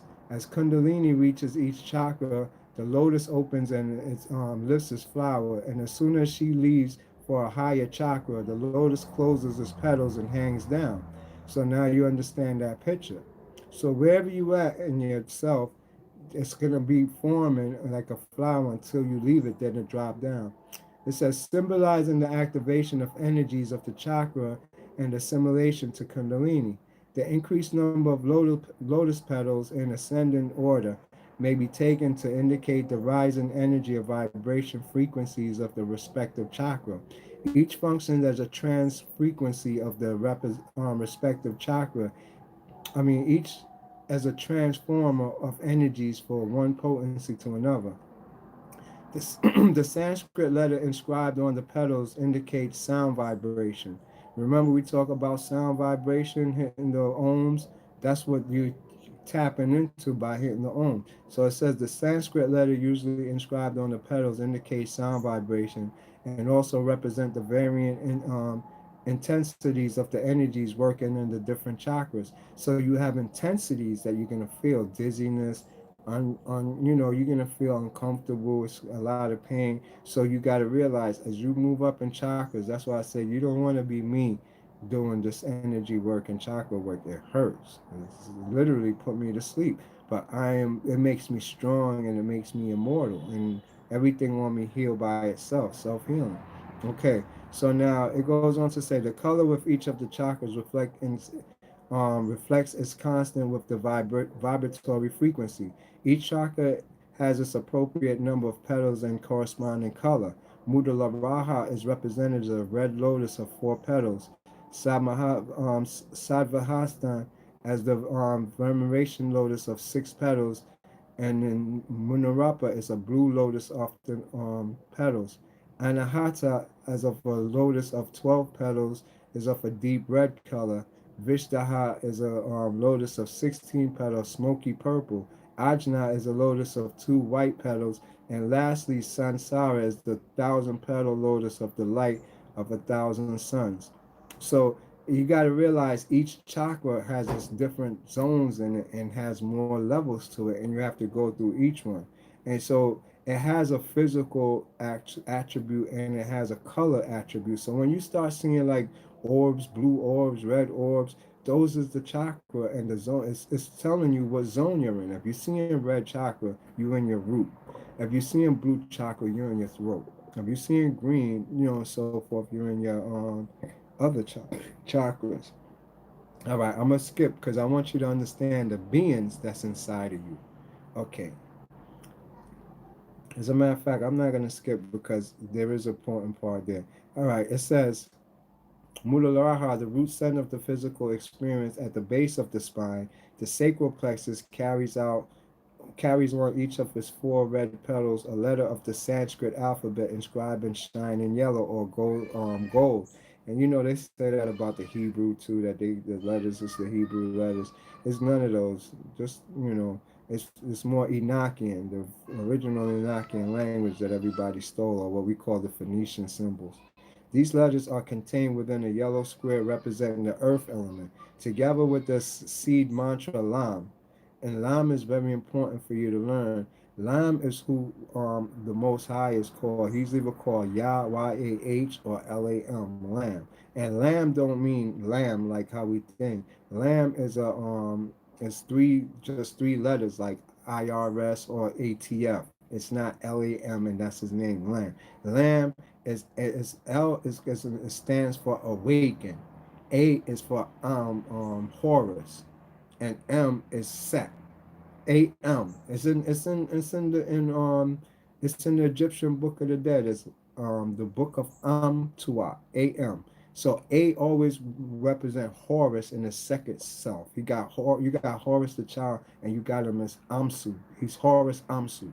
You understand? So he's Horus Amsu, he's a personification of both Horus and Set, the child with the one lock. You look up Amsu, you got a little baby with a lock. You understand? All right, what was the question? And the white orb, um, the orbs is actually a portal. Those is the portals. That would be the snake that they're stabbing. You will travel through the white orb. What's your thoughts on the individual body parts being in different dimensions? They all are. They all in different zones at different times, and they can't leave their zone because it's like you got a composite body that they say you made of earth, air, fire, water. But when you travel, you can't take fire and put it in water. You can't take water and put it in air. So you have an existence outside of each one in consciousness in earth, air, fire, water, but they can't unite. So when you separate, you got many separations, but it's not only one you. I'm doing a live right now, so it's kind of, whatever you need, help yourself. All right. These letters are contained within the yellow squares. We're up to the point of as a matter of fact, um, let's be around here, over there someplace. That black bag. All right. Now, I wanted to give you an example of what they experience when you're in these zones. All right, so I'm going to take it from the Adhaya Mudra. Now, this gesture of dispelling fear, the deity is the lord of the gross physical or material world. His energy or Shakti is called Dakini, Dakini, and in his shining pink and with 4 arms holding a skull staff. And I wanted to repeat that part because that's important. It says his energy of Shakti is called Dakini and is in shining pink with 4 arms holding a skull staff, a trident, a sword, and a drinking vessel. This chakra is associated with the qualities of resistance and solidity representing the earth element. The massive elephant with a black strap around the neck is its symbol. The pinnacle Tanmara of smell and of experience. So Like each chakra is being guarded by a gatekeeper. When you hear me talk about gatekeeper, it's like you capped off. It's a ceiling, and say you want to pass this, right? This you can't go to the gatekeeper and pass this. There's something in your life that is going on that got you in this circle, and only one thing out of this that say these is encounter. Every time I move my hand was like you encountered the experience and you moved on to another one. But you're experiencing the same thing over again, but with different people. You think you're having new experiences, but it's the same experiences over. But suppose you're saying no every time to these experiences. When you say yes, that whatever it was you was doing, that now takes the cap off, and you move up in consciousness, and now you up in here now. Usually this starts a new chapter in your life. You move, you got evicted, you got kicked out of some place to start the new consciousness, the new experiences, the new you. It's not going to be the same all the time. So now you start moving up, moving up. When this caps off, it's now you're going to be going in the circle again because you've done everything on here. Everything is repeating itself. You get frustrated a lot. Life just get boring, but it's something you're not doing to open it up and let you through. And so you have gatekeepers that is actually personified as human beings that actually is the holder of your future, holder of your next chapter, holder of your consciousness level for the next level. So that's why you have to be careful how you deal with people because you could block yourself from your own evolution because somebody else hold the perception for you to get to the next level. They're your gatekeeper. Everybody have gatekeepers. So once you understand these, and these beings that I'm talking about, gatekeepers, you can see they have them inside here as these things. You see the bull or whatever here, um, this one with this creature right here. All of these is in there. And you see you have sun, moon here. What is in here? Sun, moon here at this time. Every one of these is actual. You see sun, moon here, and this is the elephant. And you got Leviathan too, and so forth in different parts of it. All right, so that's a quick overview of God's the God's actually path. I'm gonna put it like that because you wouldn't know nothing about the God, you wouldn't know nothing about the path until these activate in you. And only person could activate these is your either your higher self. Can you send me that book? Yeah, Raven, I'll send you this. Just remind me. Now, so you see this right here, and you get to see what's going on. Now, Raven, you're gonna call to get on this live so that people can hear some of the experiences you have in this traveling world. Green is heart chakra. Great. So now you know. So if you want to call in, you could do that, and it'll be live. I'm letting you know now. I'm seeing the lion at the moment. Yes, that's good. See, those is all beings that's inside of you.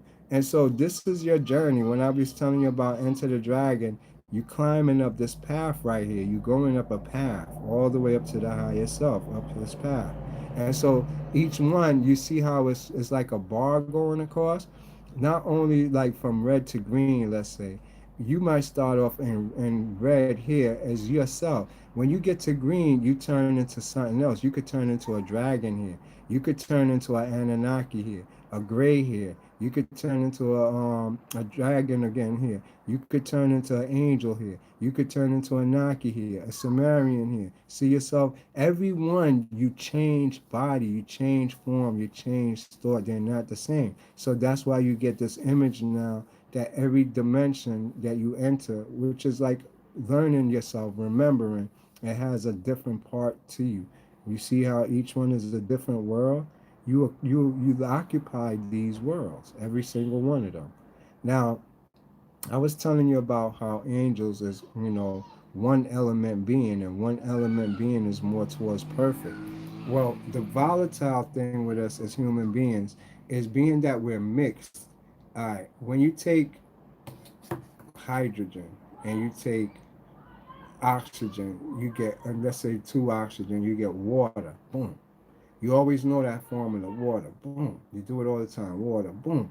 But when you take hydrogen, oxygen, beryllium, fire, smoke, this, you make up something new that its characteristics is gonna be volatile. It don't um, display the characteristics of water. So You yourself who have water in you, remember, because you got earth, air, and fire, you're volatile, meaning you're going to make your own decisions. You're going to see it your way.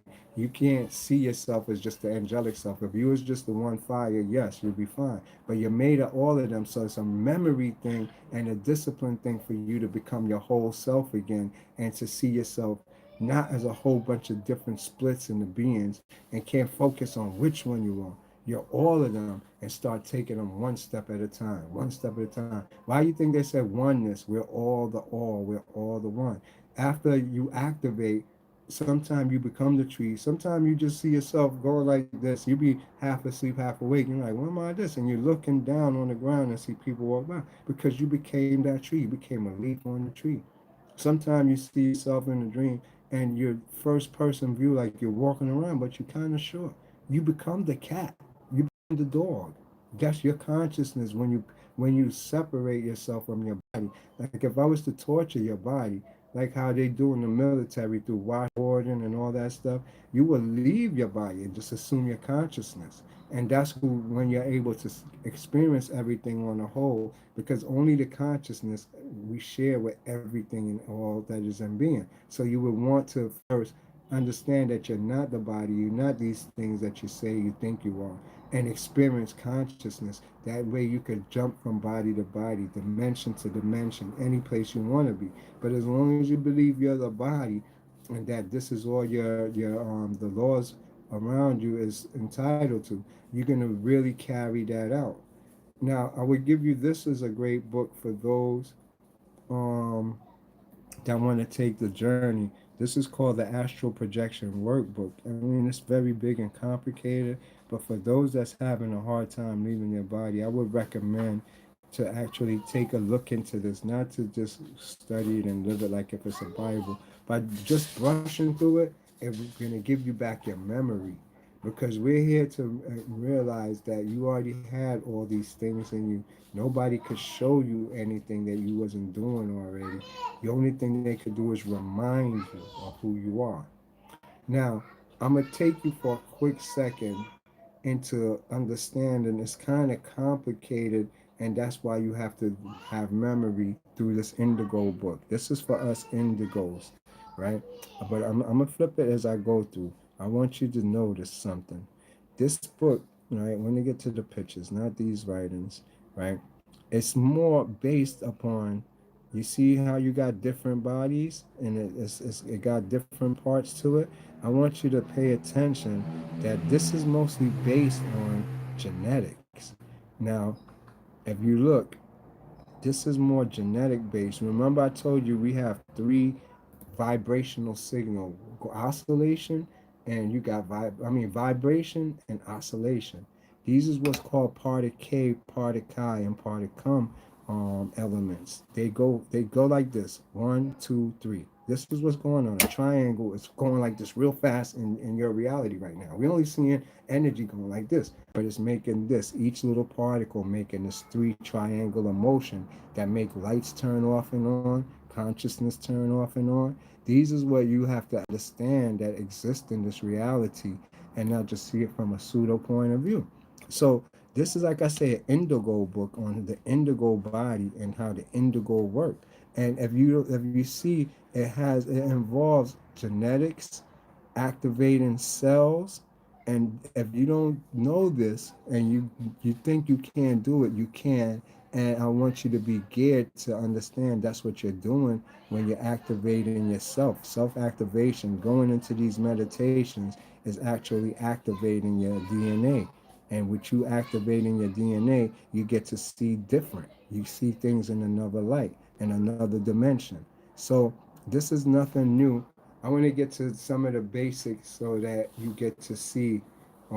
As you can see, we're back to this page. You see the circles, you see the chakras. Remember, we spoke on mitosis. If you have three and they're aligned this way, this is what happens.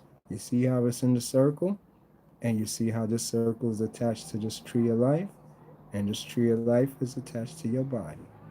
You understand now? So these is what you have to understand for you to take yourself to the next level. But it's in all books and it says the same thing. Let me see as far as now.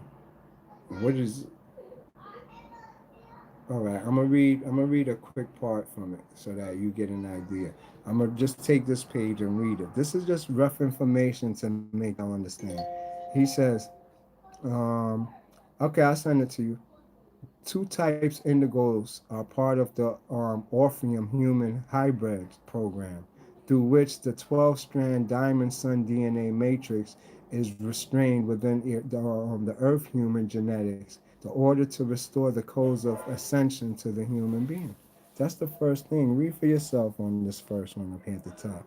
He says it tell you about the sun and the 12-strand DNA. I'll leave this there. You could read for yourself as I leave it right here. Let me make it focus. These are things that you have to know, and it deals with ascension, the strands of your DNA and how they activate. So I just wanted to share that information with you because if you don't know who you are and how you work, you will be deceived. More pictures. You see, you're in a body that is an egg sideways. You have many sides of you. And if you could read these, you would see that you have the different bodies. Well, I'm going to try to read it from here for you. Okay, I'll just do it.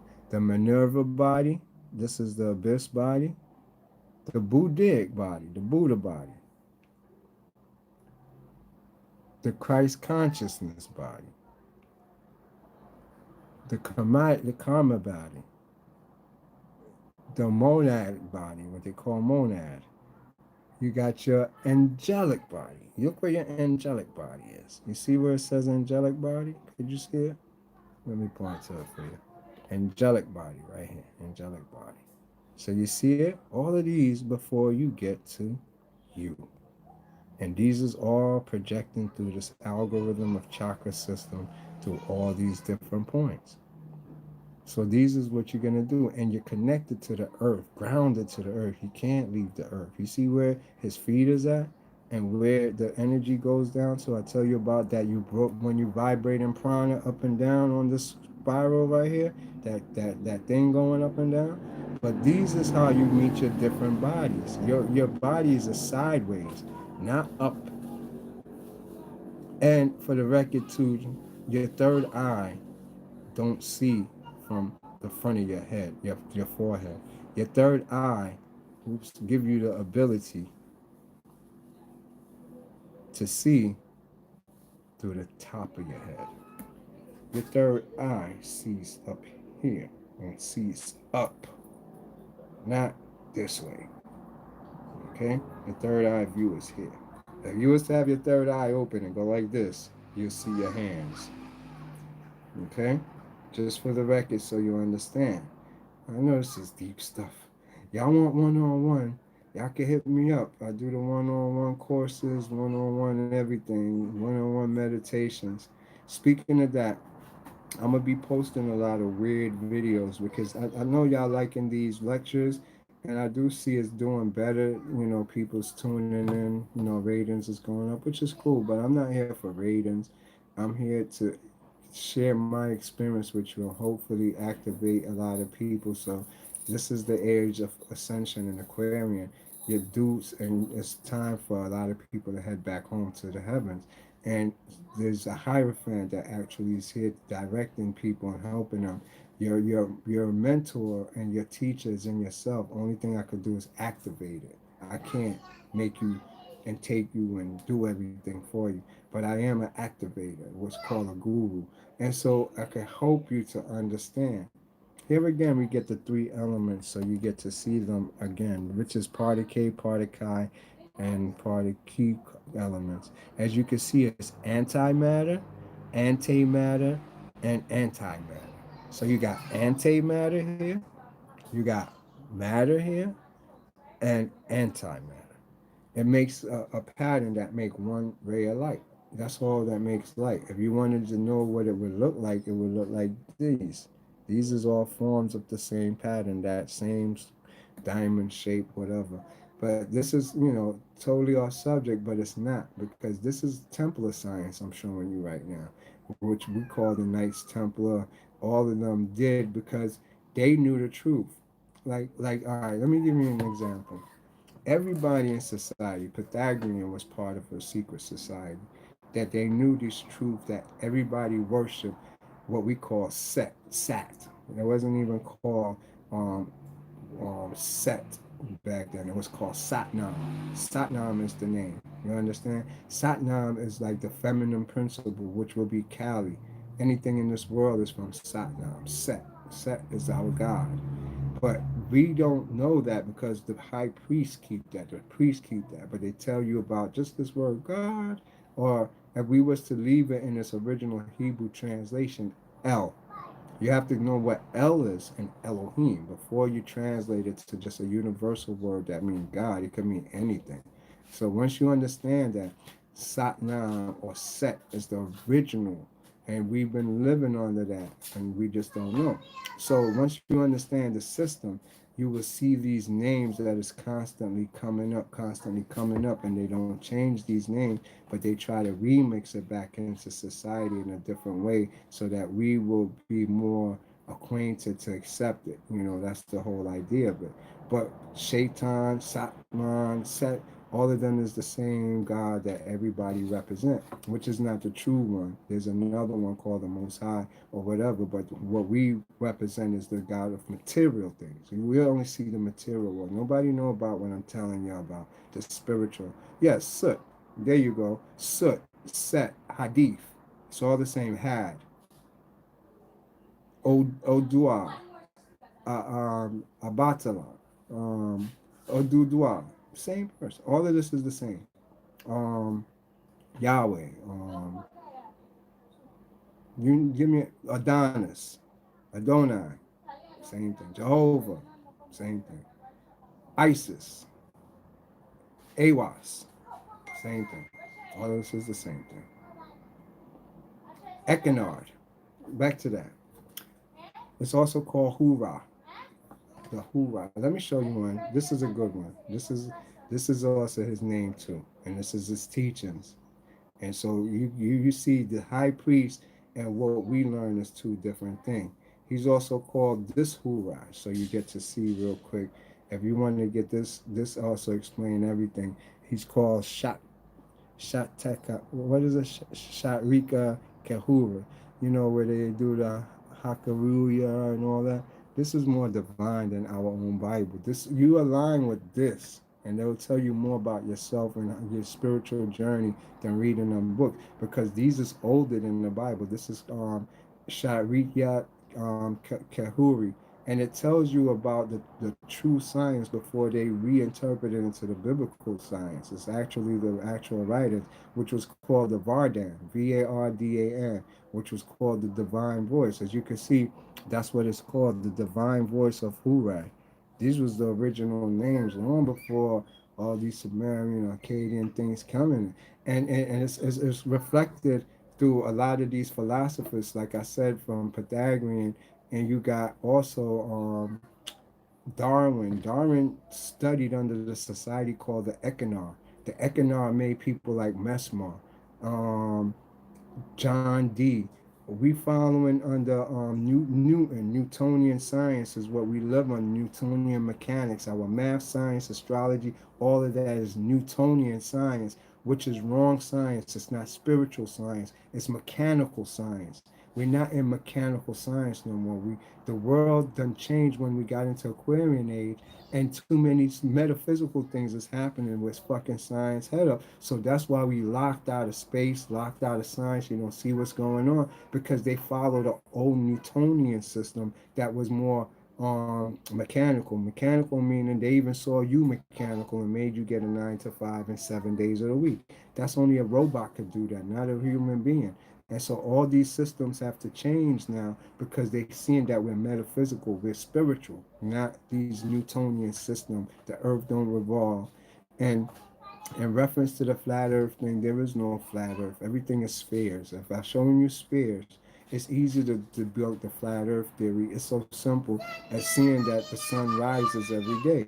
If the earth was flat, when something rises, like the sun, wouldn't it cover the whole circumference of a flat area then if it rises above it? So if when you saying that at 12 o'clock midday, when the sun is above us, if the whole Earth at the same time at experiencing 12 o'clock, there's no way the Earth is round. I mean flat. So that will give me an idea how to look at flat and round. You know, if it's up here and they got darkness down here, obviously it's a square because they got darkness. Now, if China and all these places, when we have day, they have day too, then you say the Earth is flat because the sun is covering the whole Earth. Okay. You could call now, Raven. You know, to be honest, as I said, it was in reference to this, so you could call now. I just wanted them to understand that what I'm saying is actual, you know, so this will be a good time. Let me switch my speaker around so I could put you on the speakers that everybody can hear you. So let's do that now. And I'm about to start another thing. Got my, which doctor here? Doc, I know you're here. All right, I'll be there in about 5 more. I'm just about done. All right, so let me just undo these speakers up real quick, y'all. Give me a second so that I can put Raven on so you can hear for yourself.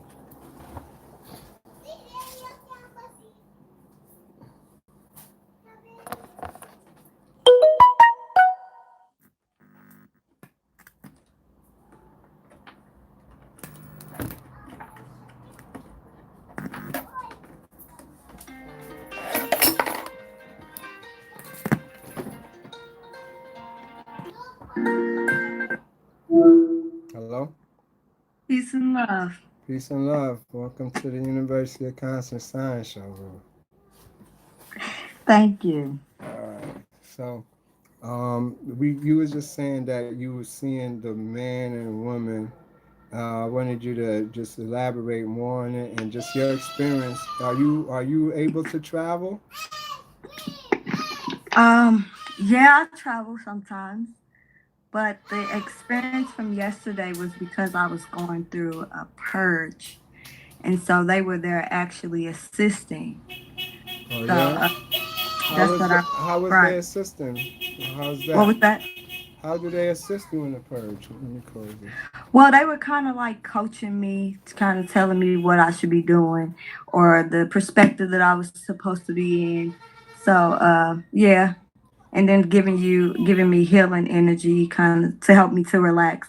Hold on, let me get this right. You saying they? Who's they? The well, I don't do names, Mm-hmm. but I know what they look like, What do so you I mean? can see them. So but it was the man and woman Uh, that you were describing, because they have many names, so uh-huh. that's why I don't really. So do you see these things often? Or you see them all the time? Now Yeah, remember, if I'm opening myself to it because I can close myself off and I know how to do it. mm-hmm. But when I'm actually open to it, yes, I see them.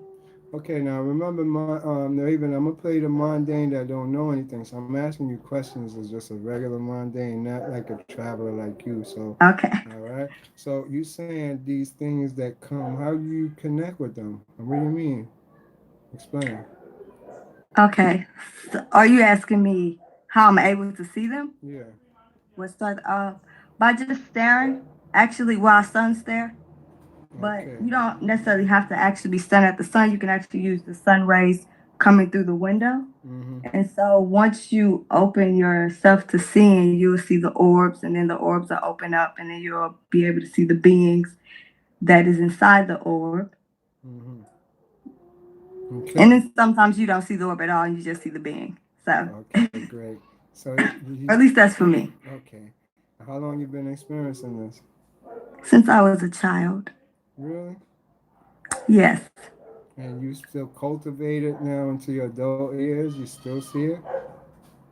Well, I stopped for a second because I stopped sun staring. I would still feel it because I Mm-hmm. was very sensitive to feeling, and I didn't want to see because I was afraid. I Mm-hmm. was very young. Mm-hmm. So I was afraid to actually see them. So I kind of made them turn off me being able to see in the physical, Mm-hmm. but I was able to see inside my mind's eye all the time. Mm. Okay, I get it. I get it. Okay, now in reference to you saying that these people is giving you some instruction for purging, how does, what do you mean? Explain a little. Well, I was doing meditation.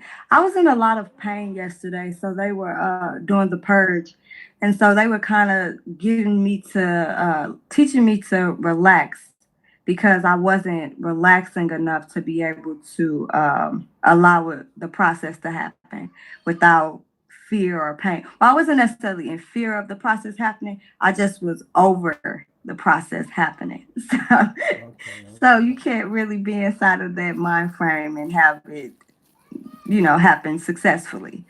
So do they actually help you when you're sick, you're saying, or give you help Yes, in different they helped purges? me heal. Okay, all right. So is this a normal thing that they usually do, or this was the first time? No, this is normal for me. Okay.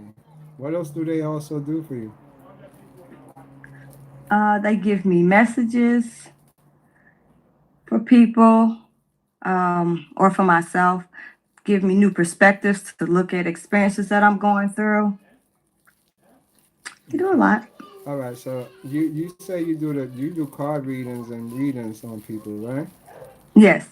All right, so for everybody that's there, if you want somebody that do accurate reading, and I got reading from Raven too, and I'm saying it's very accurate, and she do it in multiple ways because she tap in while she did mine with a deck of cards, not no tarot cards, just a regular deck of cards, and everything was accurate. So I want you to know that if you want somebody that's good for reading, I do recommend Ray Tashi's name on Facebook, and just as a personal advisor, she's in those worlds. She's been following me, and we've been with each other for a quick minute now, and she always was a person who could tap into those worlds. And when we all trying to learn and tap in, sometimes you need somebody who's been there and could actually give you sound advice, not something that you can't use, personal experience advice, and that can probably kickstart you to get yourself going. So I do recommend to get in touch with her, even if it's in these links that she's on my comments, for better insight. Because as I travel, it's hard for anybody to get in touch with me. Even Raven know that sometimes you don't hear from me for months, and she's always available. You get a better chance trying to get in touch with her than you are with me. I'm exclusive, but I do check out my stuff. Um, what else? I want to know. Do you have a personal guide that you have, or you get different guides at different times? I get different ones at different times, but I also have one guide that stays with me. Okay, okay. And that one always protects you or something. You got protection. Yeah. Yeah, I have protection. I definitely have protection. Okay, okay, great, great. All right, so on that note, you want to leave any message or anything, drop off your email and your, info just in case anybody want to hit you up or whatever. Yes, so you can reach me through email at the traveling box 333 at gmail.com or on Facebook at the traveling box. You don't have to go to my personal page, Ray Tashi. And what you specialize in, really? I practice Reiki. Hmm. It's really that. I make my own oils as well. So I do a little bit of everything. Somebody, big smile. That's Morsey. Want to know what's your Facebook? Oh, it's the traveling box. So when you add it, it's the traveling box readings. But if you want the personal page, that's Ray Tashi, RAE space TASHII. Okay. So that's it right there. Like I said, she's amazing, man. Trust me, you can't lie to her. It ain't That's happening. very true, and that's Yeah, always been that. it ain't happening. So if you thinking you could get on there and exalt yourself to get a nice reading, no, she's gonna tell you about yourself and what you need to do. So I recommend just go there and be quiet. Just shh and let her do her thing because you're gonna make a fool of yourself. She'll do it better if you just say yes or no. But yeah, No, I like conversation. Don't do that. nah, well, people always try to lie and pretend because you go deep. You tell them about things they don't want to hear. So, Yeah, that's a but it good doesn't part. matter if they lie, though. You know. If they Qua lie, I'll just call them on it. Quara L said he want to get like Raven, so that's why I said, Quara, talk to her. Only thing she could do is share her essence with you because she, like me, is a light worker. I try to keep myself in a light worker family that's as positive because not all of us have to experiment. We know who we are and what we could do and our capabilities, so we just use it to help. We don't anger, hate. We been left those spheres. Y'all down there with that. So where we at, we come down. It doesn't matter what. We are light workers. We try to help. So if you're trying to be like her, it's good to get some good advice and put align yourself with the essence of light workers, beings that is actually have ethereal energy coming down on them that they could see. Raven, real quick, when you go into your seeing or you said you expose yourself to this energy, is this some type of ritual you got to go to? Do you have to set up a circle and candles and all that, or is it just a mind state? Nope, it's just the perspective, breathing, and just really relaxing. Just remembering to stay relaxed and just you don't really have to do too much. It's very subtle, so you have to remember how to be that way.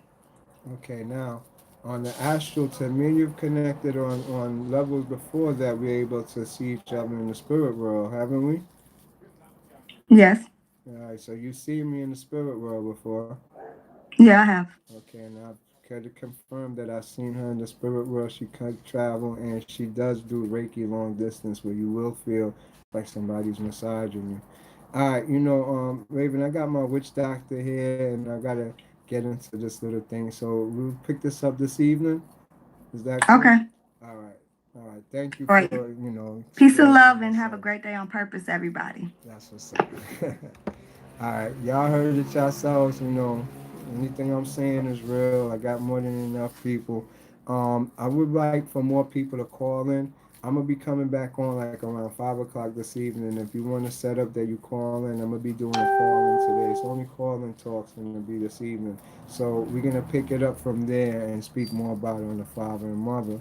Even though I don't hit subject matters on the particular subject that I put up my post, is when I post, I just have an idea of what we're going to talk about. But once we start talking, you never know where we're going to go with the direction because it's about you. I listen to you and I vibe off of you. So when we talk or when you call in, whatever you want to know, I could tell you. But don't think I'm gonna disclose information to you of the occult world, the hidden world. What I tell you is just basics. But if you ask the right questions, you will receive the right answers. So the best thing to do is ask questions, and you will know. All right, y'all. I got to attend to this session with my witch doctor. I learned the herbs, the different things out here. That's what it's about. I advise y'all to go out in nature, get some nature. The crystals is about to come out this Tuesday. I'm shipping out. This is one piece I just did. I love these things, right? I'm in love with these. You see this? Yo, hold on. Let me see if it could glisten. Way this thing shine. Hold on. Is it coming in clear? I can't get this camera sucks. Even though it's a good camera, you can't get it good. But the gloss on it, it look like it's wet. But these little things now is the new things because they spell out words. You can spell what it says. I bet you can't. We're gonna do a show on this though, but later on. All right, but crystals is coming out this Wednesday. Get ready. Permit is here. Shipment is going out. It's gonna be a new beginning because they're healing. Everybody who had them, I had this in one person's hand. Their hands was going like this the whole time. Oh, why is it making my hand shake? Powerfulest things you ever seen on the planet is gonna be these crystals. Check it out.